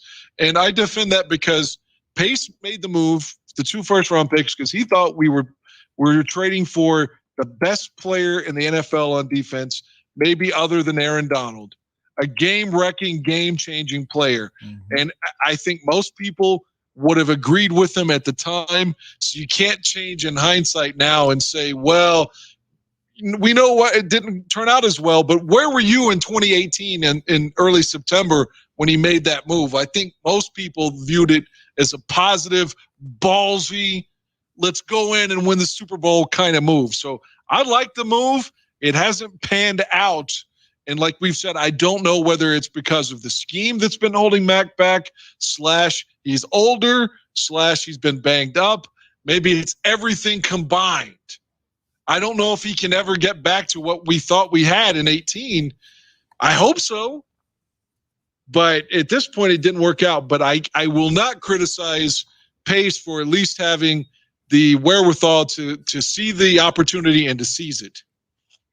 Hart 4803 agrees with you, and he adds that the Mack trade was the right trade, especially if Cody makes that fucking kick. I added the fucking part in there. Yeah. And again, how would the organization, how would they have viewed Trubisky differently if the story of that was he led the timely drive, the big pass to Allen Robinson, and they kicked the field goal? The Bears beat the shit out of the Rams that year, the game you were at. Mm-hmm. Arguably could have beaten the Rams again. Jared Goff had no answer for them, and I hope that continues now that he's a Lion. Mm-hmm. But arguably, you're going to go to the NFC Championship game. It's not a stretch. So now you're talking about your guy is 1 game away from the Super Bowl. Maybe then he doesn't have this tsunami of bad press. Everyone's saying he's a bust. Because remember, people were saying, Michael Lombardi was saying he was a bust when the Bears were winning games in 2018. Like early on, like week 9, they were saying that Trubisky would, people wearing his jerseys, they're going to be on a clearance rack somewhere by 2020. Mm-hmm. So there was already these people that just were after him. So my point is, though, if you win that game, if Parkey makes that kick, maybe it changes everything. The people's perception about him, his swag, his belief in himself, the belief in the city behind him. Like, it's just a what if now. We're always going to have like what if Jay doesn't get hurt against Green Bay? Mm-hmm. What if Randall Cobb doesn't catch that 4th and 40 or whatever it was in 2013? What if Chris Conte doesn't blow the coverage? It's just a what if. We're never going to know. The factor is back. He says Khalil Mack was a good trade, but if the offense does not do their part, it impacts the defense. Our whole entire defense regressed since 2018. Not just Mack. Is that a coincidence? And you and I have talked about this. I think that the offense, because of their ineffectiveness, puts too much stress on that. But defense. The offense had some games too, and the defense was still giving up 450 yards of total offense. You're right. So I don't want to blame it all on Chuck, but something inside me says that Mack is better than the guy that he was on the field the last 2 years. And the same, I think, can be said for Robert Quinn. Because I'm basing that on Robert Quinn criticizing himself, saying that he was ashamed of the effort not the effort, but the statistical production that he had given us. So I think maybe it was the scheme. I hope that it was the scheme, and I hope Desai and the Mike Pettin teamwork can restore the roar, as they say, and give the Bears at the very least a formidable defense. If you think back, before the Mack trade, when the Bears weren't very good in 2017, they still had a really solid defense. And even though we were losing games, well, at least they were competitive. Mm-hmm. And that's all you can, like, going into this season, that's what at least at the bare minimum, no pun intended, that we can at least have a defense that will keep us in the game. Because there were several games last year where they completely not only took us out of the game, but lost the game. See Detroit for one. Mm-hmm. Yeah, you're right. Jimmy has posted something in the chat room that has just fucking blown my mind. Having Khalil Mack on your team makes you a winner. Trading for Khalil Mack makes you a loser. That's deep, man. That is deep. It is true. I think what Jimmy is saying here is that you build through the draft. So why not find your Khalil Macks in the draft to trade all of these assets for these guys like we could potentially be doing for a Russell Wilson and the Deshaun Watson? Really is a black mark on a general manager, particularly a general manager who was hired and said, number one, we're going to build this team through the draft. Number two, we're going to draft the quarterback every year because we know that's the most important position on the team, and we're going to add to it. And number three, he probably said something else. I can't remember. That was total bullshit. But I think that's a really observant observation. And Jimmy says, I got it right. Exactly. Well, in both situations, and I say both because I'm throwing Cutler in there as well. In both instances, the team thought that they were and both of them kind of manifested out of nowhere. If you remember, Denver they fired Mike Shanahan and hired Josh McDaniels. And then he wanted to trade for Matt Castle and he lied to Cutler. And all of a sudden he's on the block and no one saw that coming. Mm-hmm. No one knew that John Gruden was going to say, well, fuck, Al Davis's son says we can't afford to keep Khalil Mack. He has to be moved. So both situations, the Bears thought that they were trading for generational, like impactful talent. Like we thought that Jay was like going to be the guy that led us to multiple championships. And we certainly thought, even if Zem disagrees, that Khalil Mack was our Lawrence Taylor. I say Lawrence Taylor because he was the NFL MVP in 1986. Mm-hmm. Not just the defensive player of the league MVP. And I think that Khalil Mack at the time of the trade had that buzz and hype. That I think that's a fair comparison because that's who we thought we were getting, a fucking game wrecker that was going to win us a Super Bowl. Right. Well, but the reality of the situation, if you talk to then Oakland Raiders fans, they would have told you that Khalil Mack is a great player, but he does disappear. And I think, at that position, all of those great defensive linemen, they do disappear because they get tired. They take a play off or, something happens and you just can't play at that game-wrecking style for every snap. You play 600-700 snaps in a season. You just can't do it for every play. Another thing that I think is important to mention, and I'm going to call this up. I'm going to share my screen here, guys. And I know, Dan, you're not going to be able to see this, so I'll describe it. Daniel Greenberg, who does a great job on Twitter, sort of as a news reporter sharing material, he posted something. What's the date on this? This is from February 3rd, 2021. Brandon Staley, the new head coach of the Chargers, who was Khalil Mack's linebackers coach that first year Mack was on the team, and then left the Bears to become the defensive coordinator for Sean McVay's LA Rams. And remember that the Rams had an outstanding defense with Brandon Staley, the former Bears linebackers coach, as a defensive coordinator, and he resurrected Leonard Floyd's career. So anyway, Daniel Greenberg writes here, Brandon Staley had such a big impact on Khalil Mack during his time with the Bears that Mack gifted him 2 signed jerseys and a written message. I'm going to play this 20-second video here. This is apparently in Brandon Staley's home. There's 2 jerseys. One of them a Chicago Bears Khalil Mack jersey. The other one is Mack's Pro Bowl jersey. And this is it just says the impact Brandon Staley you've had on my life in such a short time of knowing you is crazy, man. Have so much respect for the kind of man that you are. So I'm going to play it one more time. So much of any opportunity is the people that you're going to be with.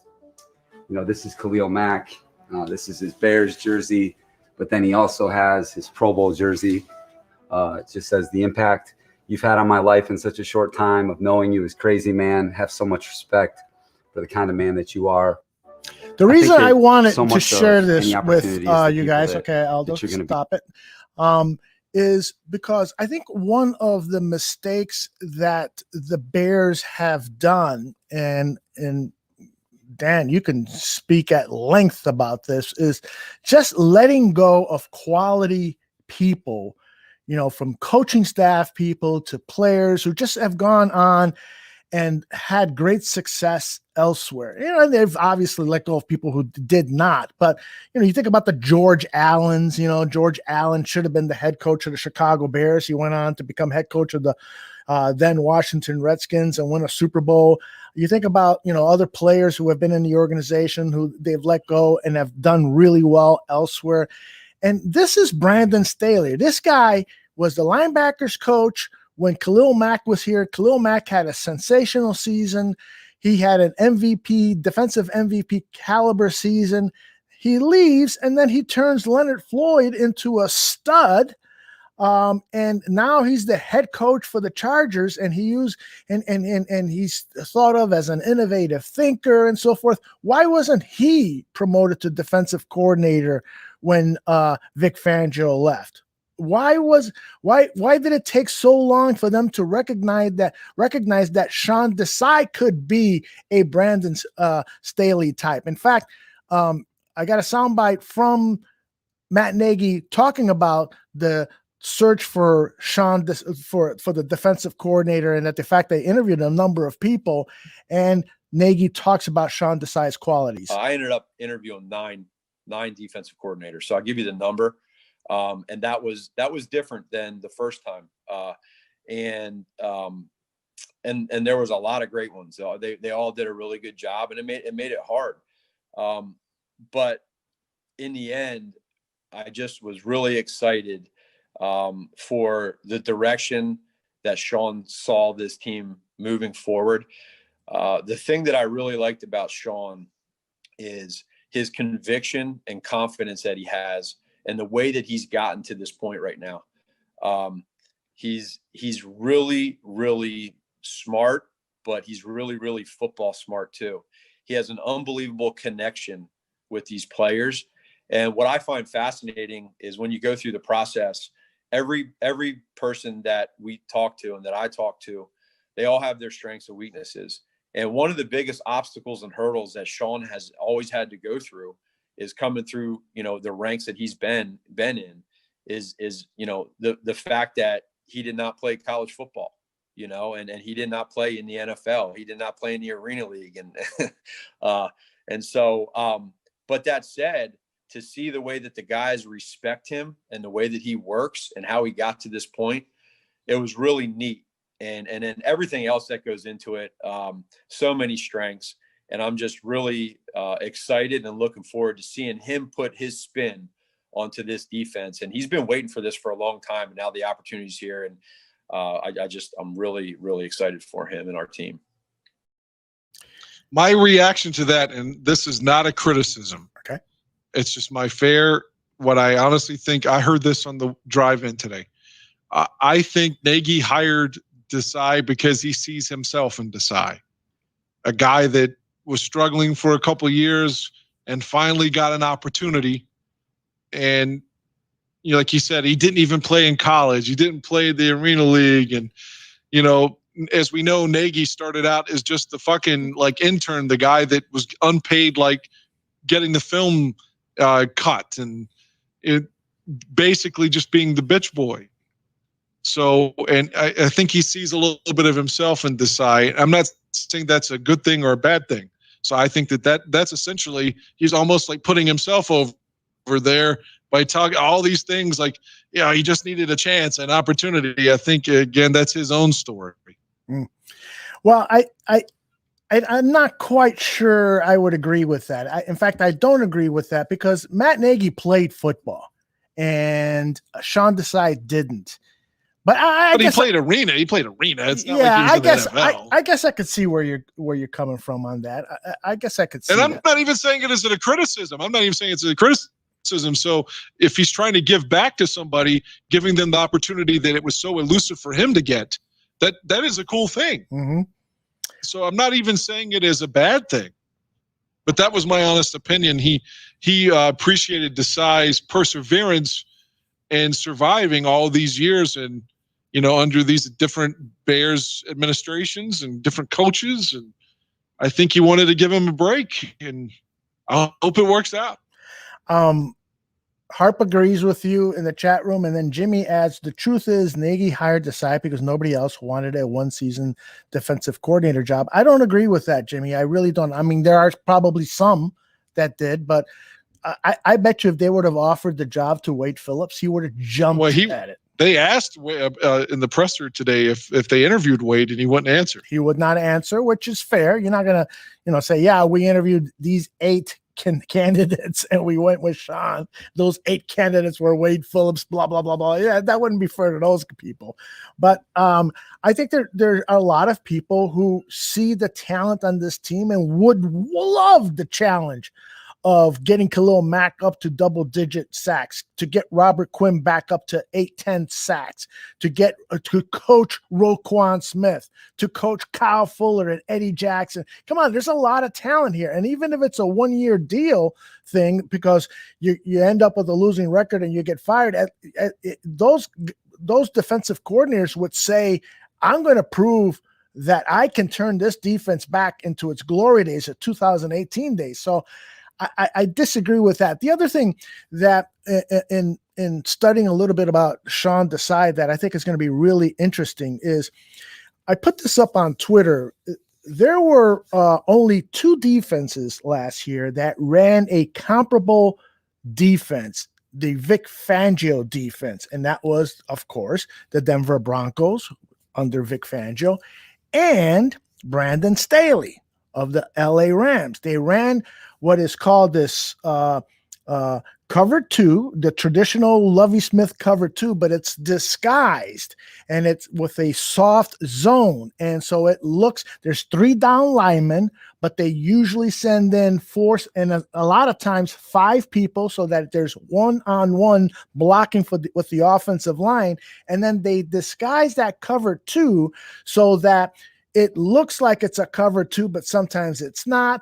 It's sometimes it's complicated, and I'm not doing a good job of discussing it. But this is a defense that a lot of people are starting to incorporate. And my point about the Brandon Staley thing and hiring Sean Desai is that it happened too late.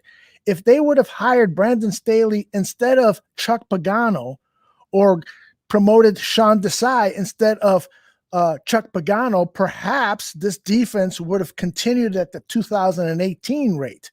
So I'm excited about Sean Desai. I think that he could potentially be a Brandon Staley, Vic Fangio guy, and that we could potentially see Eddie Jackson get 7-8 interceptions, Khalil Mack get those dozen sacks that he should be getting with that big contract, and Robert Quinn's career resurrected, and Roquan Smith just ascending to be one of the best defensive players in NFL football. So I don't know. I at this time of the year, I'm always looking for something to be hopeful for. And so I'm hanging my hat on Sean Desai right now. Well, I asked you this last week, and I'm still pondering it. I would have asked Grody if he'd have been on with us. Would he think, and I'll ask anyone in the chat room or yourself, do you think that the Bears would have hired Desai had they known that Mike Pettin was going to be available first? It's a great question. It really is. I do think that they would have, because I think that they didn't want to lose Sean Desai. I think they're looking at Sean Desai as Brandon Staley. I think that they think that, hey, this is part of the Vic Fangio coaching tree, which is hot right now, and we would be stupid to let this guy go. So I think they got the best of both worlds. And I would agree with that, because he could learn from Pettin too, Exactly. Let's listen to Nagy talk about Pettin's role with the team and how he's going to work with Sean Desai. What I thought was beautiful about our conversations, the 3 of us, was that there's just zero egos involved the whole way through. And so Coach Pettin is really here for a sounding board for Sean, and for him to be able to maybe ask questions when he has an idea or a thought or confirmation. Also, at the same time, being able to work ahead of time and help out, whether it's with the offense or the defense. But when you have smart people in your building that you feel like can help out, and you don't have people that are in positions where they have an ego or they're a threat or it's just not good. It's unhealthy. We don't want that. And that's that's what I'm so looking forward to seeing, how that thing blends together. And then the same thing with Tom Herman. You know, here's a guy that has had a lot of success in his career, worked his way up in the college ranks, the whole way up to a very successful head coach, and has done it at the highest level. And a guy that you know, we've discussed together, the conversations we've had with myself, with Bill Lazor, with Coach Flip, of just where is he at and what is his why coming into this league. He's never been a part of this. And I think just as much as he can help us out in similar things on offense, like Coach Pettin will for the defense, they can cross over, right? And Tom Herman can be a help to Sean Desai, and Pettin can be a help to us. Go ahead, Dan. Well, I already talked about that earlier in the show. I feel like he has a large ego. No. And I bet the guy from Texas won't even be allowed to speak. Not to Nagy. He'll be allowed to talk to everyone else but That's me. right. Who are you? You don't even have a goddamn job. You've never been in the league before. I'm Matt Nagy. Uh-oh, we got a Detroit Lion fan in the building. Don Burr. I have empathy for the Lions fans. Yeah, tell Don Burr why you have empathy for the Lions. I have empathy for the Lions fans, and I'm not being sarcastic when I say this at all. The Lions fans are like the Bear fans, even though I guess we could point to our Super Bowl in '85 and had a moment, the 15-1. But for the most part, we've had a lot of losing, lots of losing. And Detroit knows all about that losing, and they're still passionate behind their team. I respect that. I respect that tremendously for them to be loyal. I mean, hell, they had an 0-16 year in 2008, which ended up giving them Matt Stafford. And he was a great player from like 2009 on, and still they didn't win a playoff game. They've only won one playoff game since 1957. So for them to still be loyal to that, and again, the Bears have won a little bit more overall, but I can understand it takes a lot to be fired up year in and year out about a team that hasn't done anything. And the Bears are in that same group. So it's not a backhanded compliment. I'm praising their perseverance and their loyalty. And I mean that sincerely. Like, I hate the Packers. I don't hate the Lions. Like, I know a lot of people, I don't root for the Lions per se, but you know, when they were in the NFC Championship game in '91, I kind of was wanting Barry and Eric Kramer to go to the Super Bowl. Of course, I had no idea Eric Kramer would be a Bear, but you know, I was kind of rooting for Barry. Like, I never hated Barry Sanders. I never hated Herman Moore. There were a lot of good players. I didn't hate Stafford, but I hate the Packers. So yeah, I think the Detroit's kind of like our cousin in suffering. Is there any scenario at all where you could see yourself rooting for the Packers? I mean, if it would help the Bears. Oh yeah, like to get a playoff spot because right in 2012. Yeah, like where it's week 17, we have to win in Detroit and have Minnesota beat or Green Bay beat Minnesota. Of course, I was rooting for Green Bay that day. Yeah, but on any given scenario, like all things equal, no. Like, why would I root for them? Mm-hmm. Like, they've been kicking our ass for a generation now. And I've taken every one of those losses personally. Like, I was on the field. You don't understand? Like, they to me are the bully in school that just keeps taking your fucking money and embarrassing you in front of the people, the girls you want to fuck. And at some point, you just want to kick this guy's ass so that you can get the girl's ass, you know, and be the hero. And like, fuck's sake, I just hope it happens before I die. Do you think that Matt Nagy has that feeling about Matt LaFleur now as well? Because here's a guy who, you know, 2 years into the league, and he's embarrassed him all their games. He has. He's absolutely embarrassed them. And maybe, again, Mike Pettin once more can shed some light into what they're doing over there. I don't care. Whatever. That's a good hire to me. Even if you have to steal from the Green Bay tree, then so be it, man. Whatever gets us over the hump. But I am interested. Did the Lion guy think I was disingenuous? Because I wasn't. No, he hasn't responded yet. I bet you he is probably stealing a car or something. I don't know. Well, again, let the guy know it wasn't backhanded praise. Like I appreciate him, especially if he's older and has gone through, a couple of decades of losing. Now, if he's 18 or 20, then hell, he's never really lost because he's so brand new to football. But but if he's older at all and gone through all those losing seasons, I definitely can appreciate what they've gone through. Mhm. Now, Green Bay is the opposite. It's like they're the guy in your community that had a fucking like a sports car at like 15. Like he did, he still had a learner's permit and was already driving a Porsche. Mhm. Like the parents are fucking wealthy. He's never going to have to work. They always have everything handed to them. Mhm. Never have to fucking like wash their own dishes at the house or mow their own grass. They're like Lady Gaga. They've got someone else to walk their fucking dogs. Those are the Green Bay Packers to me. 30 years of having great quarterback play after great quarterback play, never having gone through Steve Stenstrom, or even the failures of Cutler, somebody I believed in so much, or Mitchell Trubisky, somebody I rooted for so much. They just have always had everything handed to them.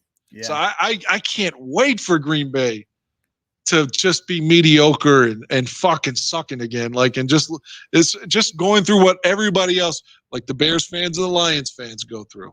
And to a certain degree, Minnesota. Mm-hmm. Well, maybe with Aaron Rodgers getting married to Shailene Woodley, what are you doing, Shailene? Anyway, maybe his marriage is going to affect his play, and he won't be the Aaron Rodgers that has annihilated us. He does seem better when he's angry or like heartbroken or, Yep. Whenever they're like, hey, you were blowing your friend Kevin. He was pissed off about getting outed as gay. They played well. And then he hated Mike McCarthy and he played well. And then it was, they drafted Jordan Love and he played well. He had the breakup, the girl from the newsroom show that we both like. Olivia Munn. Oh. Yeah, hot. She's so incredibly beautiful. And then he plays well. It's like he plays better. He's like a musician. Like he's like Trent Reznor. Like 9 Inch Nails was so good when he had drug problems and wasn't happy. Now that he's won multiple Academy Awards for scoring films and he's married and has kids, his music has suffered from it. I mean, I hate to say that, but he's a happy guy now when you have a career built on angst and, like just overcoming all these troubling feelings and thoughts, and then suddenly you're happy. It takes effect on your product. Absolutely. M. Desai, I'm sure no relation to Sean, says Green Bay is the luckiest franchise ever, had one Hall of Fame quarterback and then another slipped to them in the draft. If Aaron went to San Francisco, the Packers would be just as bad as the Bears and Lions are today. Probably right. Yeah, and don't forget they had a whole decade of winning in the 60s. Yeah, that's right. I'll never where they were that. The team of the fucking trophies named after their coach. Yeah, that still burns me up. And I get it. He died of cancer, and so it was kind of an honorary thing because he was such a great coach. He was coaching Washington when he died. That's right. But I still think that trophy should be named after George Halas, given what he's done for the league. And I'm not being a homer by that. I just feel like that should be it. If it wasn't for George Halas, the NFL would look totally different. There'd still be a professional football league, but it wouldn't be the NFL, So I want to play this soundbite because I know how much you love Matt Nagy talking about himself. This is Matt Nagy talking about what excites him about searching for a new quarterback. There's a lot of different ways that we could go right now, right? Whether it's with Mitchell, whether it's with Nick, whether it's if it's with somebody outside. And there's a lot of different ways that it could go. And I've always been a quarterback. I've always played the position my entire life. I have fun evaluating the position. He acts like he's John Elway. And then how it fits into where we're at. Right now, we're literally in the thick of everything. And just so many what if this, what if that. And it's our job to work together to make sure that we're dotting our I's and crossing our T's together. Everybody, not just Ryan and myself, but the coaches, the personnel, and talking through different scenarios. There's so many things involved, some things that are out there and some things that aren't out. And so I just go back to your original question. For me, I love the process. I really enjoy it. I feel like over time, for myself, selfishly, there's confirmation in that. And so that part's what excites me. Again, he acts like he's John Elway. If Elway gave that press conference and said, I've always been a quarterback and blah, blah, blah, no one could be like, oh, yeah. I mean, the guy's Stanford and 5 Super Bowl appearances, 2 wins, league MVP, Super Bowl MVP. Yeah. And then there's Matt Nagy. That's right. I mean, I don't want to discredit, I guess he did well in the Arena League. And again, he did more than I could ever do. But again, he presents himself like he's John Elway. He does. It's like, he loves bringing it up, Well, let me shift gears for a second, because I don't think we need to waste another second on that. Okay. And I only have a few minutes where I got to go to work. You bet. I want to acknowledge that Irv Cross died. Yeah. Irv Cross was so good on television, and he announced the games later at his tenure in CBS, but before that was in the NFL Today, and he was on the sidelines, and it was just so great. Mm-hmm. Like, he and Brent Musburger are just so fucking incredible. And for the younger people, if you actually care about history at all, I mean, just watch some of his work on YouTube. The guy was so good.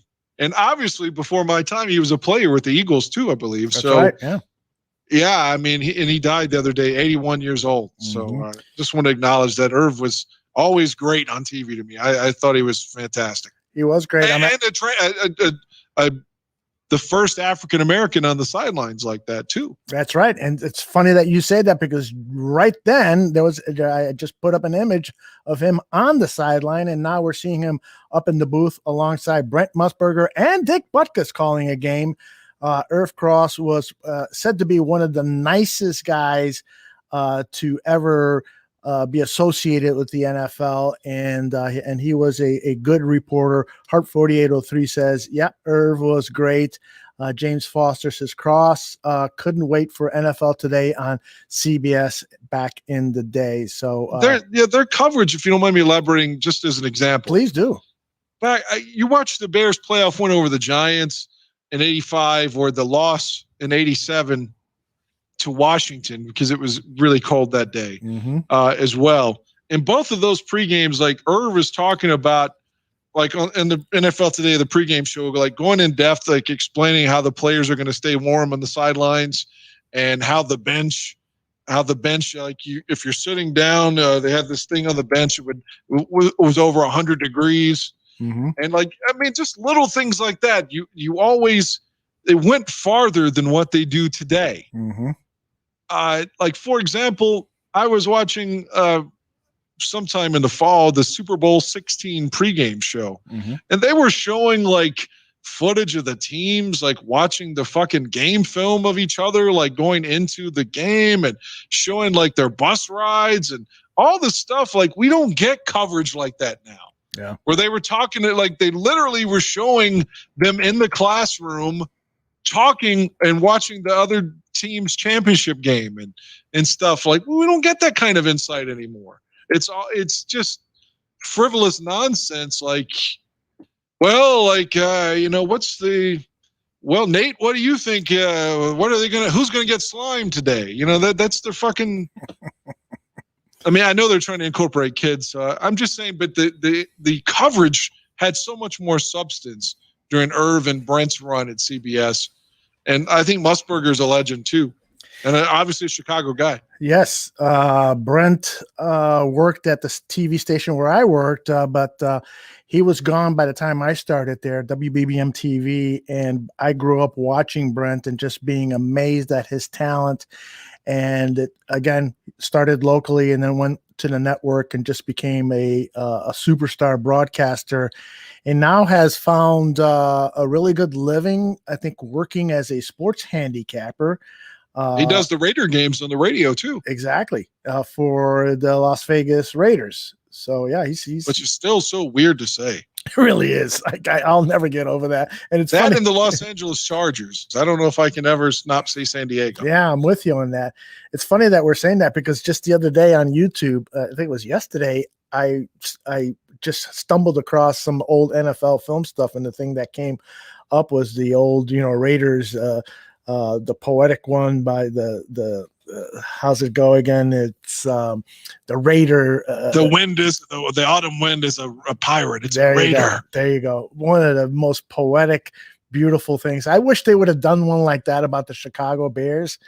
And they did some really beautiful tributes about the Bears with John Facenda, NFL Films, the Ed Sable and his dad. But that autumn wind one for the Raiders, that is the epitome of poetry on film. And the music too. The music is so perfect with it. Yeah, there were two guys mainly responsible for the music back then. Do you remember their names? Sam Spence. There you go, Sam Spence, and there was another guy, Tom something. I forget, but there's a CD out. I actually got like a couple copies somewhere. I've got it. The Power and the Glory, I think it's the called. Power and the Glory, Yeah. and they released a box set that had far more than that one CD. They released a box set that had like 5 or 6 CDs or whatever with it. Oh my gosh, I must have listened to that thing 1,000 times. Just fantastic stuff. All right, before you go, you got what, 15 minutes left? 20 or so. Okay, good. I got one other thing I wanted to bring up too, but go ahead. I just want to play this one last soundbite of Ryan Pace being asked about, are you prepared to take a big swing at things, to really go for it? We talked about this earlier in the show, trading multiple picks and players to land that quarterback and so forth. So I thought his response to that question might be worth listening to. Here it comes. It depends on the opportunity. It's not like we go into it and say, hey, we're going to take a big swing just to make headlines and make a splash. It depends on what's presented to us, and it could go a different number of different ways. I mean, it doesn't necessarily mean that we go into this draft, for example, there's a lot of evaluation that needs to take place. I mean, trading up might not be the best option. It could be staying put. It could be going back. And I think it just depends on the different targets that are there, the different options that are there. And what I appreciate is this is with Josh Lucas and Champ Kelly, Mark Sadowski, Jeff King, Joey Lane, leaning on those guys and the ability. And I think this offseason more than any because of the number of players that are going to be available. We're going to see a lot of guys hit the market the coming weeks. And I really think as a staff, we got to be able to pivot and adjust along the way to some things that we might not expect. And I think that comes down to the number of players that we've evaluated and just being ready for every scenario. And there's a lot of hard work that's going on behind the scenes to allow us to maneuver through a really unprecedented offseason. Dan, two things there. When he says, that the 20th pick, we're going to either stand or move down, it may not be worth trading up. That to me, it sounded like what he would say about the running back situation. We love our running backs, and then he drafts David Montgomery. We love our position at number 3, and then he moves up to draft Mitch Trubisky. It almost sounded like he was trying to throw that old Ryan Pace curveball so that the opposition or his competitors wouldn't know that he's really desperately trying to move up in the draft. Did you get that impression at all when he said that? I didn't write off, but now that you put it that way, I could certainly see that. I kept thinking, because I heard that one earlier today too. I just thought it was a safe response. It was kind of covering all of his bases. Sure. But again, if I'm trying to be fair, like what else do I expect him to say? Right. And then there was something else at the tail end. I lost my thought at the tail end that he said, what the hell did he say that I wanted to comment on? I'm forgetting. Maybe it'll come to me later. But he has to do something. If he is under a win now mandate, then he's got to do something to get he can't start the season with Nick Foles. He's got to, and somebody said, or Gardner Minshew. You know what? I'm not that big of a detractor on Gardner Minshew. I think that guy could end up being a good quarterback in the NFL. That's not the move I want the Bears to make. It's better than Mike Lennon. It is, but once more, you're you're with the Jacksonville Jaguar quarterback class of 2019. You know, got them both. They'll bring Glennon back, and we'll have all three of them. All right. So what's on your mind? What do you want to share? Well, I was just thinking something I sort of had forgotten, but it seems to be a possibility now, just sort of out of nowhere. Last year, they said that they could, and I say could, the league could institute under the collective bargaining agreement a 17-game season. And with that, they would knock off one of the preseason games. I read the other day that that's plausible. That could happen for this season. Right. I read that too. Yeah. So, I mean, that's a big deal. For one, they'd have to get us another opponent, which from what I gather would be another AFC team versus another conference game. But I'm somewhat surprised that we're going into the new league year and that we don't have a definitive response to, like, are we having 17 games or 60? Like, if I were the fucking players, I'd be kind of wanting to know now. Yeah. Well, and they're not happy about that because they're saying, okay, so you're going to take a preseason off the schedule that we weren't going to play anyway because we would have been resting that game. So it's not like you're giving us an extra week off. So I think there's still some negotiations that have to happen. And part of the reason why teams haven't been negotiating contracts as aggressively as you probably would have seen them in the past is because there's still questions about the TV contract. You know, the NFL for the last 2 or 3 months has been working with the television networks to, and this according to Variety.com, they've been working on trying to get a TV contract, and the NFL is saying we want more money. And there's a big news update on that allegedly. Oh, really? What's going on? What do you got? Allegedly, Sunday Night Football stays pat with NBC. Fox and CBS still get the Sunday day and evening games. ESPN will maintain Monday Night Football. However, ABC enters the fray with the Super Bowl, and it would be simulcast with ABC and ESPN. And furthermore, Thursday Night Football, like, nobody wants it. Yeah. So the report was it was going to go to NFL Network and Amazon. But it would leave network. It would leave Fox. Before that was a split with CBS and Fox and NBC. It would go to NFL Network. So that's where they are right now. But the big thing is that would add the fourth network in the mix for the Super Bowl. Obviously, right now it's Fox, CBS, and NBC. But that would add us. Presumably, the Monday Night Crew then would be working the game for ABC for when they do a Super Bowl, which is. I mean, I think Louis Riddick is solid in that role, and I guess Greasy's okay, even though the Bears fans didn't like him taunting us on Monday Night Football this year. But yeah, so the crew's okay. That's exciting news, though. They haven't had a Super Bowl on ABC since Super Bowl 40. Wow. So what's that? 13, 14 years ago? I'm losing track. It was the last one before the Bears. Yeah, when Big Ben in his second year. And Jerome Bettis in his last game, they won in Detroit against Seattle when the Seahawks were kind of cheated in that game. Man, I wish I had a lot of bad calls in that game. If I had your memory, I probably would be in a lot less trouble than I am. James Foster says that, yeah, he's got the 17th game is AFC team versus an NFC team, and that's what's been proposed, division against division.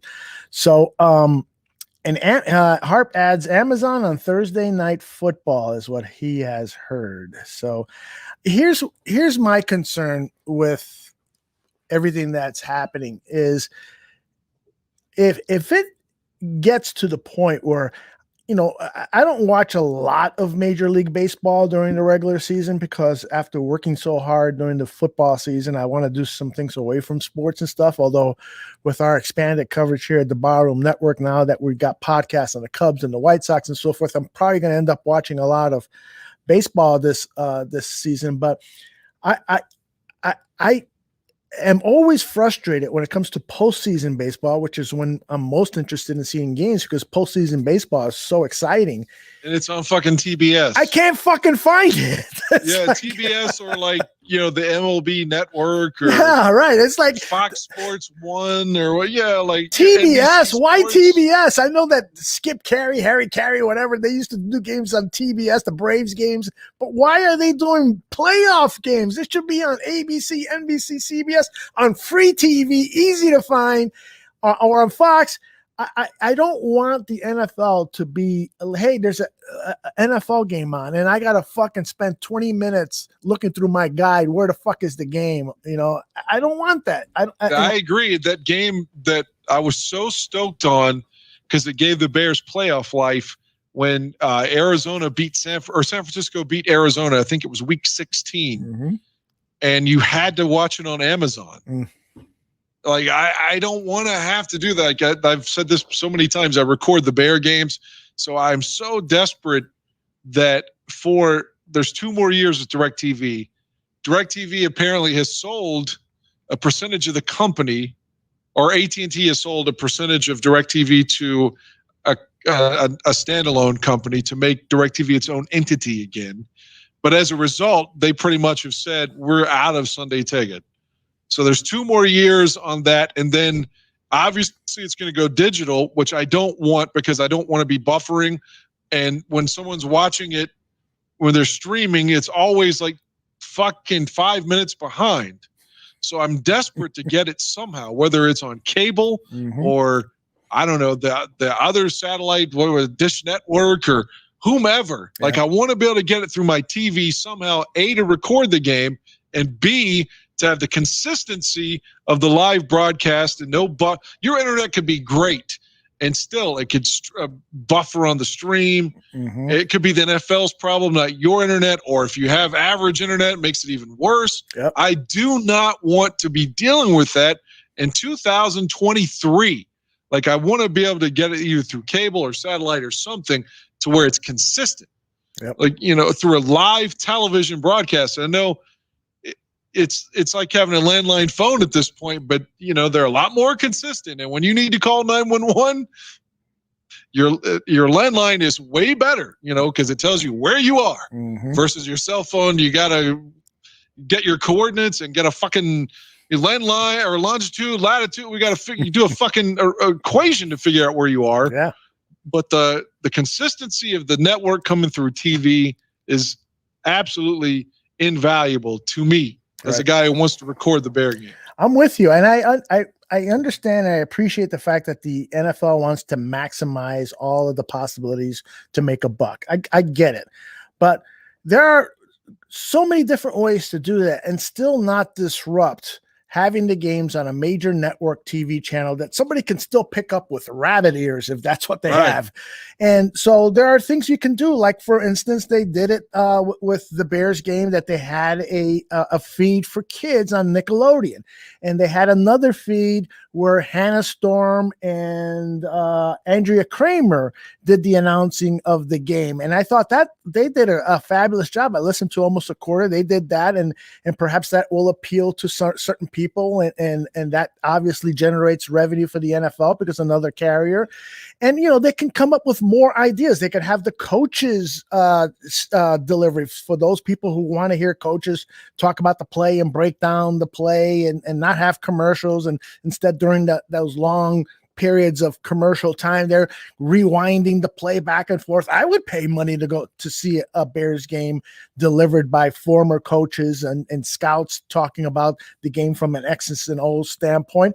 And, and you could take it even further, like have the game a broadcast on YouPorn or Pornhub or something like that. And so you have people fucking in the foreground while you're seeing the game in the background. Wouldn't that be cool?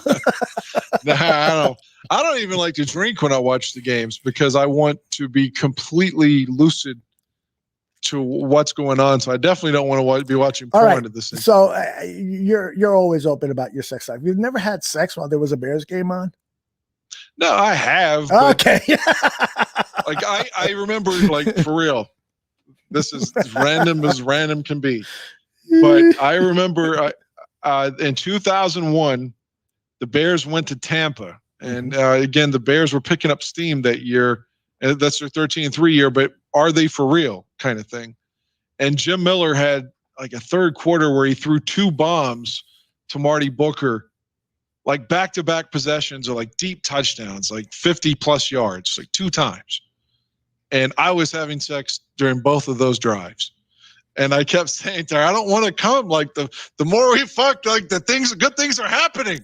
Like it was like superstition. So yeah, I was fucking when Marty Booker was catching those. I'm going to look that up now to see how many yards that was, because it was 2 long passes from Jim Miller, and we beat Tampa obviously that day. But Marty Booker is on my top 10 list, maybe even top 7, maybe 5 of all-time favorite Bears wide receivers that I've actually seen play, whether on TV or in person. I would have Marty, Brandon Marshall. I know he was a locker room disruptor, but the guy's talent is. Oh, I agree with you. Yeah. Who else would I put there? Willie Gault, right? Right. McKinnon. Dennis McKinnon, definitely. I love Dennis Gentry too. Yeah, I wouldn't have him in my top 10. He's a gimmicky. He's Devin Hester before Devin Hester. Yeah, still. Exactly. Dick Gordon is he's definitely before your day, but he played in the late 60s and early 70s, number 45. I know he was making the Pro Bowl. Yeah, he was. Because for years, he was the answer to the question. Who was the last Bears wide receiver to make the Pro Bowl? That's right. This guy could play. And you talk about a wide receiver for the Bears who suffered because he didn't have a good quarterback throwing to him. That was Dick Gordon. And I'll never forget, as a kid, 8, 9, 10 years old, reading about Dick Gordon, and he had this big afro. They would show pictures of him in a newspaper, and 75% of the picture was his fro, and then 25% was the rest of his face. And but that guy could play, and he was a hard-nosed player. I think those are probably my top receivers, and then Marty Booker. Well, I'll ask you a question about that. 1 second. Let me tell you this real quick. Okay, please. November the 18th, 2001. Mm-hmm. Bears are 6-2 coming into the game. The Buccaneers are 4-4. So it's a big game for them. It's in Tampa. It's a late 4:15 kickoff. I think Madden and Summerall did the game too. So it's a big deal. But the Bears are trailing 9-7 in the third quarter. Jim Miller, 44 yards to Marty Booker. 2 minutes later on the game clock, actually less than 2 minutes, because that was at the 11:03 mark. At the 9:23 mark, Jim Miller, 66 yards to Marty Booker, and the Bears suddenly were winning 21-9. I was fucking doing both of those drives. Now, my question for you, because you love Marty so much, and I did too, would you, if you could do it over again, would you have not traded Marty Booker for Adewale Ogunleye, or would you still make the trade? I would have made that trade. And Ogunleye did not play as well as I had hoped that he would have, but it was clear that Booker was wearing down. That guy, Marty Booker was one of the most courageous players. Forget that he was a wide receiver, but one of the most courageous players with going over the middle, taking shots and stuff. I remember there were games where I would see him hobble off the field, and I'm thinking to myself, he's done for the day. There's no way he's going to get back. And there he was, hobbling back out to the field and playing. I would love to talk to Marty Booker, just to interview him and get his stories about playing for the Chicago Bears, but also to thank him for how courageous he was as a football player. James Foster says, blast from the past, not on your list, although James Scott and Ricky Watts. Yeah, James Scott and Ricky Watts are not on my list, but those guys were fun to watch. Ricky Watts had one good season before it was like his 4th or 5th year when Mike Ditka threw his one of those guys. I think it was Scott that got kicked out by Ditka, right? It was Ricky Watts that was. Watts. I knew it was one of them. Yeah. Oh, Heart 4803 reminds me that Jeff Graham was solid. Oh, I love Graham and Conway, as I've told you many times. Jeff Graham and Curtis Conway. I think that was a huge mistake. To break them up. But unfortunately, they both became free agents at the same time. Mm-hmm. I would love to have Brent Maley, who we had on 100 Proof a number of times. He wrote about that era of the Bears with Kramer, Graham, and Conway. And I would love for the two of you guys to discuss that era, because I bet you guys would hit it off and talk about that. So you still had Tom Waddle, and a little bit after that, you could sprinkle in Bobby Ingram and Chris Penn. Yeah. So I love the Wanty era. We didn't win enough. I mean, in 97 and 98 sucked, but early on, 93, 4, 5, you had some hope. And then 96, Kramer broke his neck, and then that kind of led to the wheels falling off. So awful. You have any final thoughts? I know you got about 10 minutes left, or maybe less than that. Yeah, I need to go soon. I don't know. Here we are. It's March the 2nd, and the presser was. I mean, it was fun for us to be able to talk about it and have content. But the truth of the matter is, nothing was said today of any substance. If none of us had listened to the press conference today, and any I did not listen to 1 second of Trump at CPAC, not 1 second of it. Had that been the same today for this, we would have missed nothing. Like there was nothing. I mean, absolutely no point to even have this press conference, other than they're just saying, well, we got to do it so that they can't say we haven't spoken to them yet, over the off season. It was pointless, but hopefully something will still happen. We'll get a quarterback. I don't think it'll be Deshaun Watson, maybe Russell Wilson. I don't know. It may end up being Ryan Fitzpatrick, but or Gardner Minshew, but God, I just don't want it to be Nick Foles and Tyler Bray and a rookie. I can tell you that. Alex Sims has a question. He says he's pretty young, but Aldo, do you think Johnny Knox could have been something if he didn't get hurt? Go ahead, Dan, answer that one. Johnny Knox. He had such a terrible injury. Oh, just a horrific injury. But I felt like I don't want to shit on him. The guy is still walking with a limp to this day.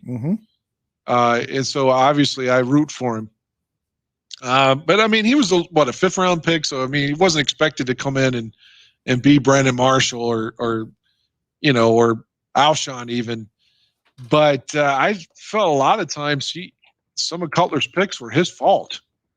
He would cut his route too soon, or the things that we criticize Anthony Miller for. Johnny Knox did that a lot too, or he seemed to fall down a lot too. But again, he was a 5th round pick. He had lots of speed and lots of heart, and I wish him well. But I think for what he was good. He was listed at 6 feet, but I don't think he was 6 feet. He was more like 5'10". Looking over his stats here in his rookie year, he had 45 catches for 527 yards and 5 touchdowns, which is really an excellent rookie season especially for a rookie wide receiver with the Bears. And then the following season, he was thrown the ball 100 times. He was targeted 100 times. Unfortunately, he only caught half of those, 51 receptions, but he did accumulate 960 yards for almost 20 yards a catch, again, 5 touchdowns. And then in that season where he got injured, he got to the 14th game of the season, I believe, and he caught 37 passes that year, had 2 touchdowns. And you're right, that injury was so horrific.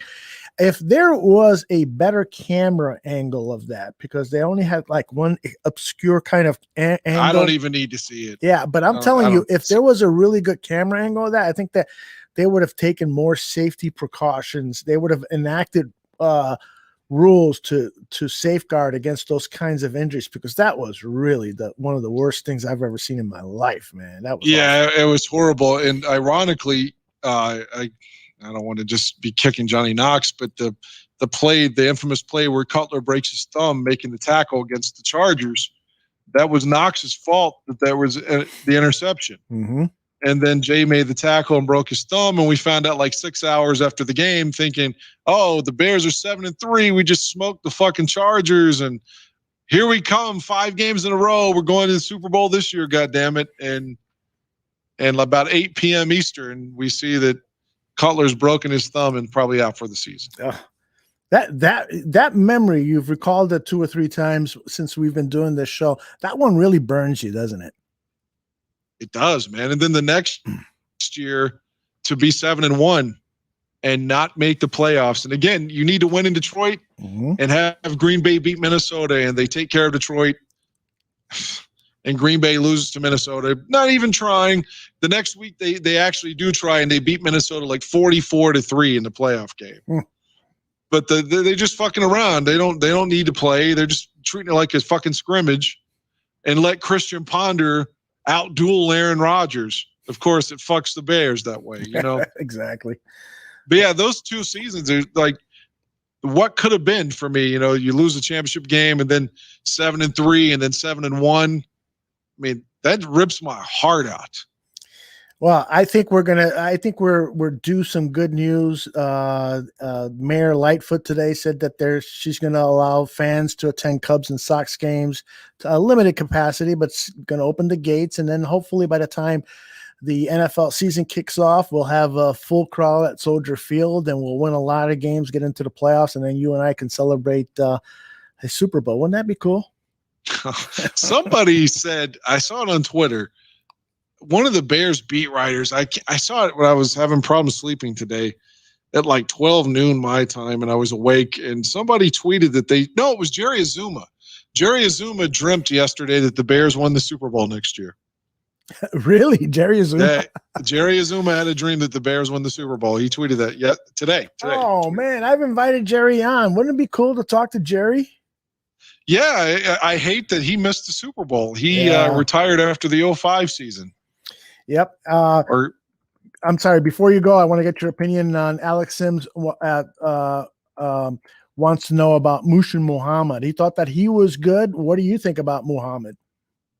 Yeah. Mushin Muhammad probably didn't live up to the contract that he got because he had 16 touchdowns his last year in Carolina. So the Bears gave him big money. I mean, to me, he was being outplayed during that entire run by Bernard Berry. But I mean, for leadership, I mean, I remember the game in Philly when they drive down the field when Greasy's in and they have no, they can't hear the sideline signals at all in his headset. There was a couple of plays that Hester was in as the third wide receiver, and Mushin Muhammad was correcting him, telling him where to line up because he was lined up wrong. On that drive, the Bears go 97 yards, and it was Muhammad that was telling him how to line up, because Hester didn't know what the fuck he was doing. He was a corner the year before.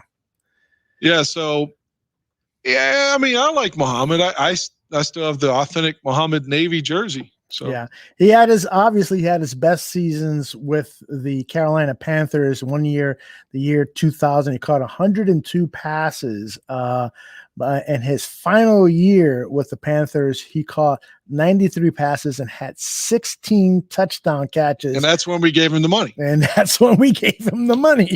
Exactly. And it was until his 4 season with the Bears where he got close to 1,000 yards receiving, but he never had more than 5 touchdown catches. And he was the author of the quote, Chicago. This is where Bears come to die. Wide receivers come to die. Exactly. Which is so appropriate. I mean, there's some truth to had that. a Super Bowl touchdown with us, though, right? Didn't he catch Rex's touchdown pass? I think you're right. Let me see if the good old Pro Football Reference reveals that. The Bears had a 14-6 lead. Obviously, Hester had the first touchdown. And Rex threw a touchdown, and I'm fairly certain it was to Mushin Muhammad. Yep, you're right. He did indeed. Yeah, we had a 14-6 lead. That game just felt like it was ours, man. Oh, my gosh. Yeah, that's a haunting loss, too, We've had more than our share of haunting losses, that's for sure. The Carolina playoff game and the Philadelphia, not even the Parkey when the McNabb game in 2001 was just painful. That Carolina playoff game, I was in Vegas for that game and went with a bunch of friends. And I was, after those big losses, I was just so dejected. Everybody wanted to go out and party and go to the strip clubs and so forth. I just couldn't do it. I was just so pissed off and angry. And for me to say no to going to a strip club, I'm dejected, but I just couldn't do it, man. I was so upset that they lost that game. Fucking Steve Smith. Yeah, and real quick, I got to go. But that Dallas playoff game, the Waddle game, I I was dejected after that because, the Bears were down 17-13 and had the ball again. I just knew Harbaugh was going to lead them down the field and we were going to prevail, and he got picked off. Yeah. And that really, I was a kid, man, but it fucking hurt. That one and that game, everyone told me for a whole week we were going to get blown out, and I just wouldn't believe it. The game in San Francisco, when they lost 44-15 in the second round. The 49ers won the Super Bowl that year, but that one really sucked and hurt. The Bears had a 3-0 lead in that game, and I thought, aha, that's what we need, because I think it was William Floyd that fumbled. The Bears recovered. Butler kicked the field goal. I'm like, that's what we need, some cheap points, get some momentum. We're going to upset this team today. I really believed, man. I did. I believed. And that, and arguably the worst out of all of them for me was that championship game against San Francisco in '88. That's probably the worst loss I've ever had as a Bear fan, other than maybe the Super Bowl or the NFC title game against the Packers, and that game in Week 17 in 2013 against the Packers. But I could still make an argument for that championship game to be the worst. Yeah. Well, we have to talk about that game in detail in an upcoming show, because there's some video that I want to share with you about that game, both of the game and stuff that happened after the game, and just relive that awful memory. But we got to pick a show where I'm going to be in the mood, because I sometimes I got to get myself into a mood. Like if it's going to be a sad movie, I can't just say, okay, let's put that sad movie on. I got to be in the right mood for that. And same thing to talk about Bears defeats. I got to be in the mood to get through it, because it's not an easy topic for guys like you and me to get into, that's for sure. Maybe you love wallowing in that misery. I do. Mike North pointed that out, and he's so right. I have to go, unfortunately, my last comment, though. Like I said, that game, the Bears were at home. It was cold. It was the NFC Championship game. They had already beaten San Francisco earlier that year, but in hindsight, Richard Dent was just fucking killing them in the Monday night game. They had no answer for him.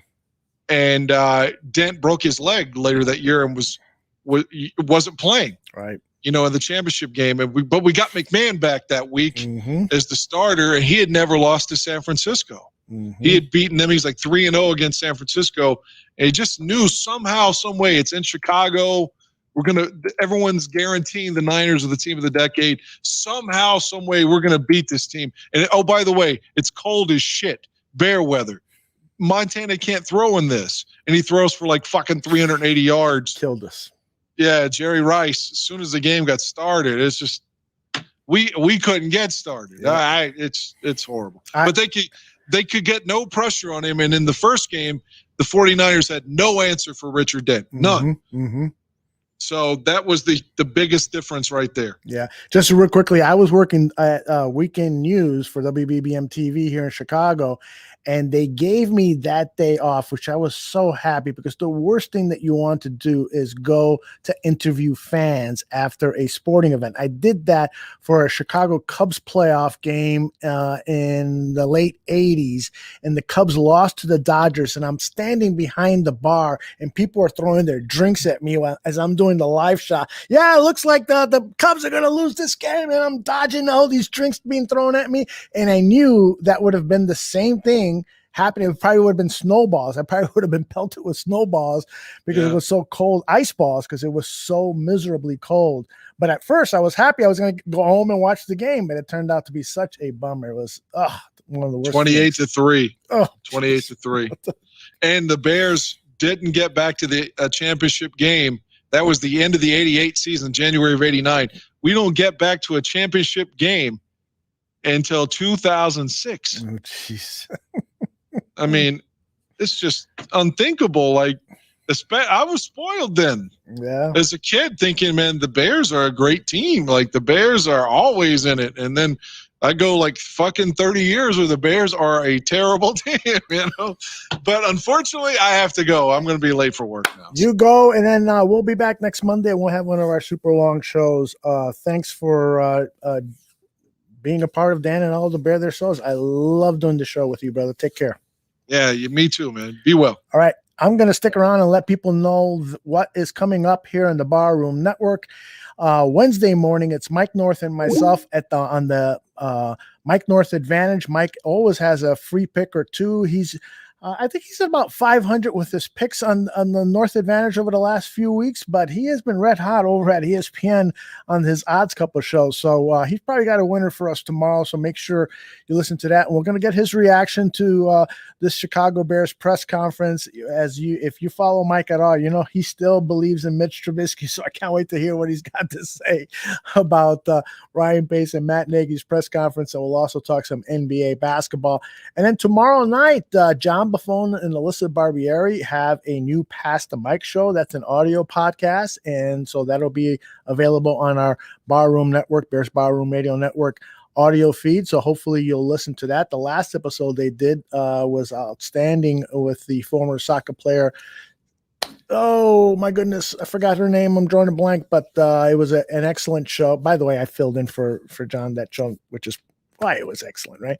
But and then on Thursday night, we're back here for a primetime show, Draft on Tap with Danny Shimon, Neil Stopchinski, and myself. We are going to talk the Bears draft. The guys are going to give their top 10 tight ends in this upcoming draft. It's unlikely, I think, that they'll draft a tight end unless it's a day 3 pick. So we'll see who they like perhaps in the day 3, but they're also going to talk about that outstanding tight end who some people are saying could be drafted with the second overall pick, Kylie Pitts, the man-child sort of wide receiver tight end hybrid.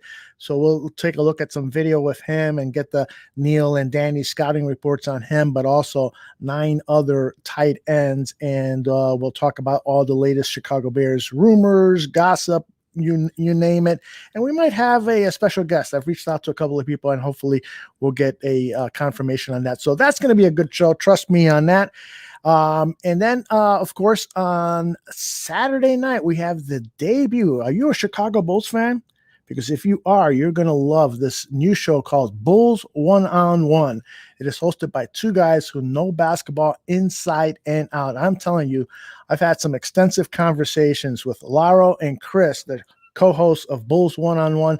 These guys know basketball really, really well. And their show is going to be a fascinating look at what the Chicago Bulls are doing from a strategic standpoint, from the standpoint of player development, all sorts of ways to look at basketball that perhaps you're not seeing on broadcast TV or some of the other media outlets.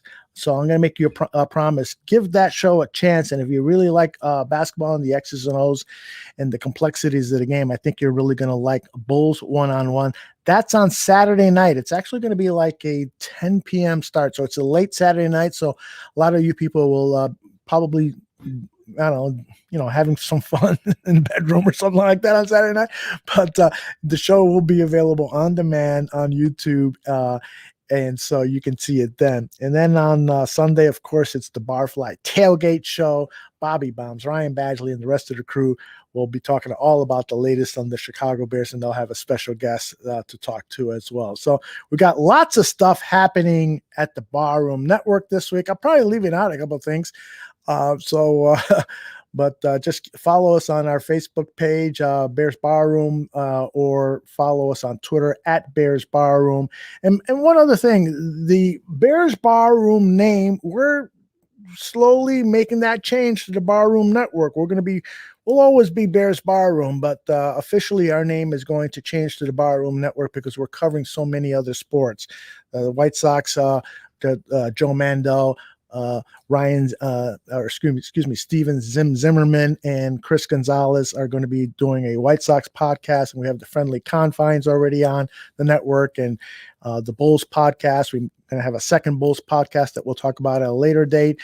And looking for a Blackhawks podcast. So if you know anyone who's interested in doing a Blackhawks podcast, have them reach out to me. So we got a lot of great stuff happening at the Barroom Network. We're growing, and so keep with us. Hope you enjoy what we're doing, and we'll talk to you soon. I think that's it for today. Thanks again for watching. Dan and Aldo, Bear Their Souls.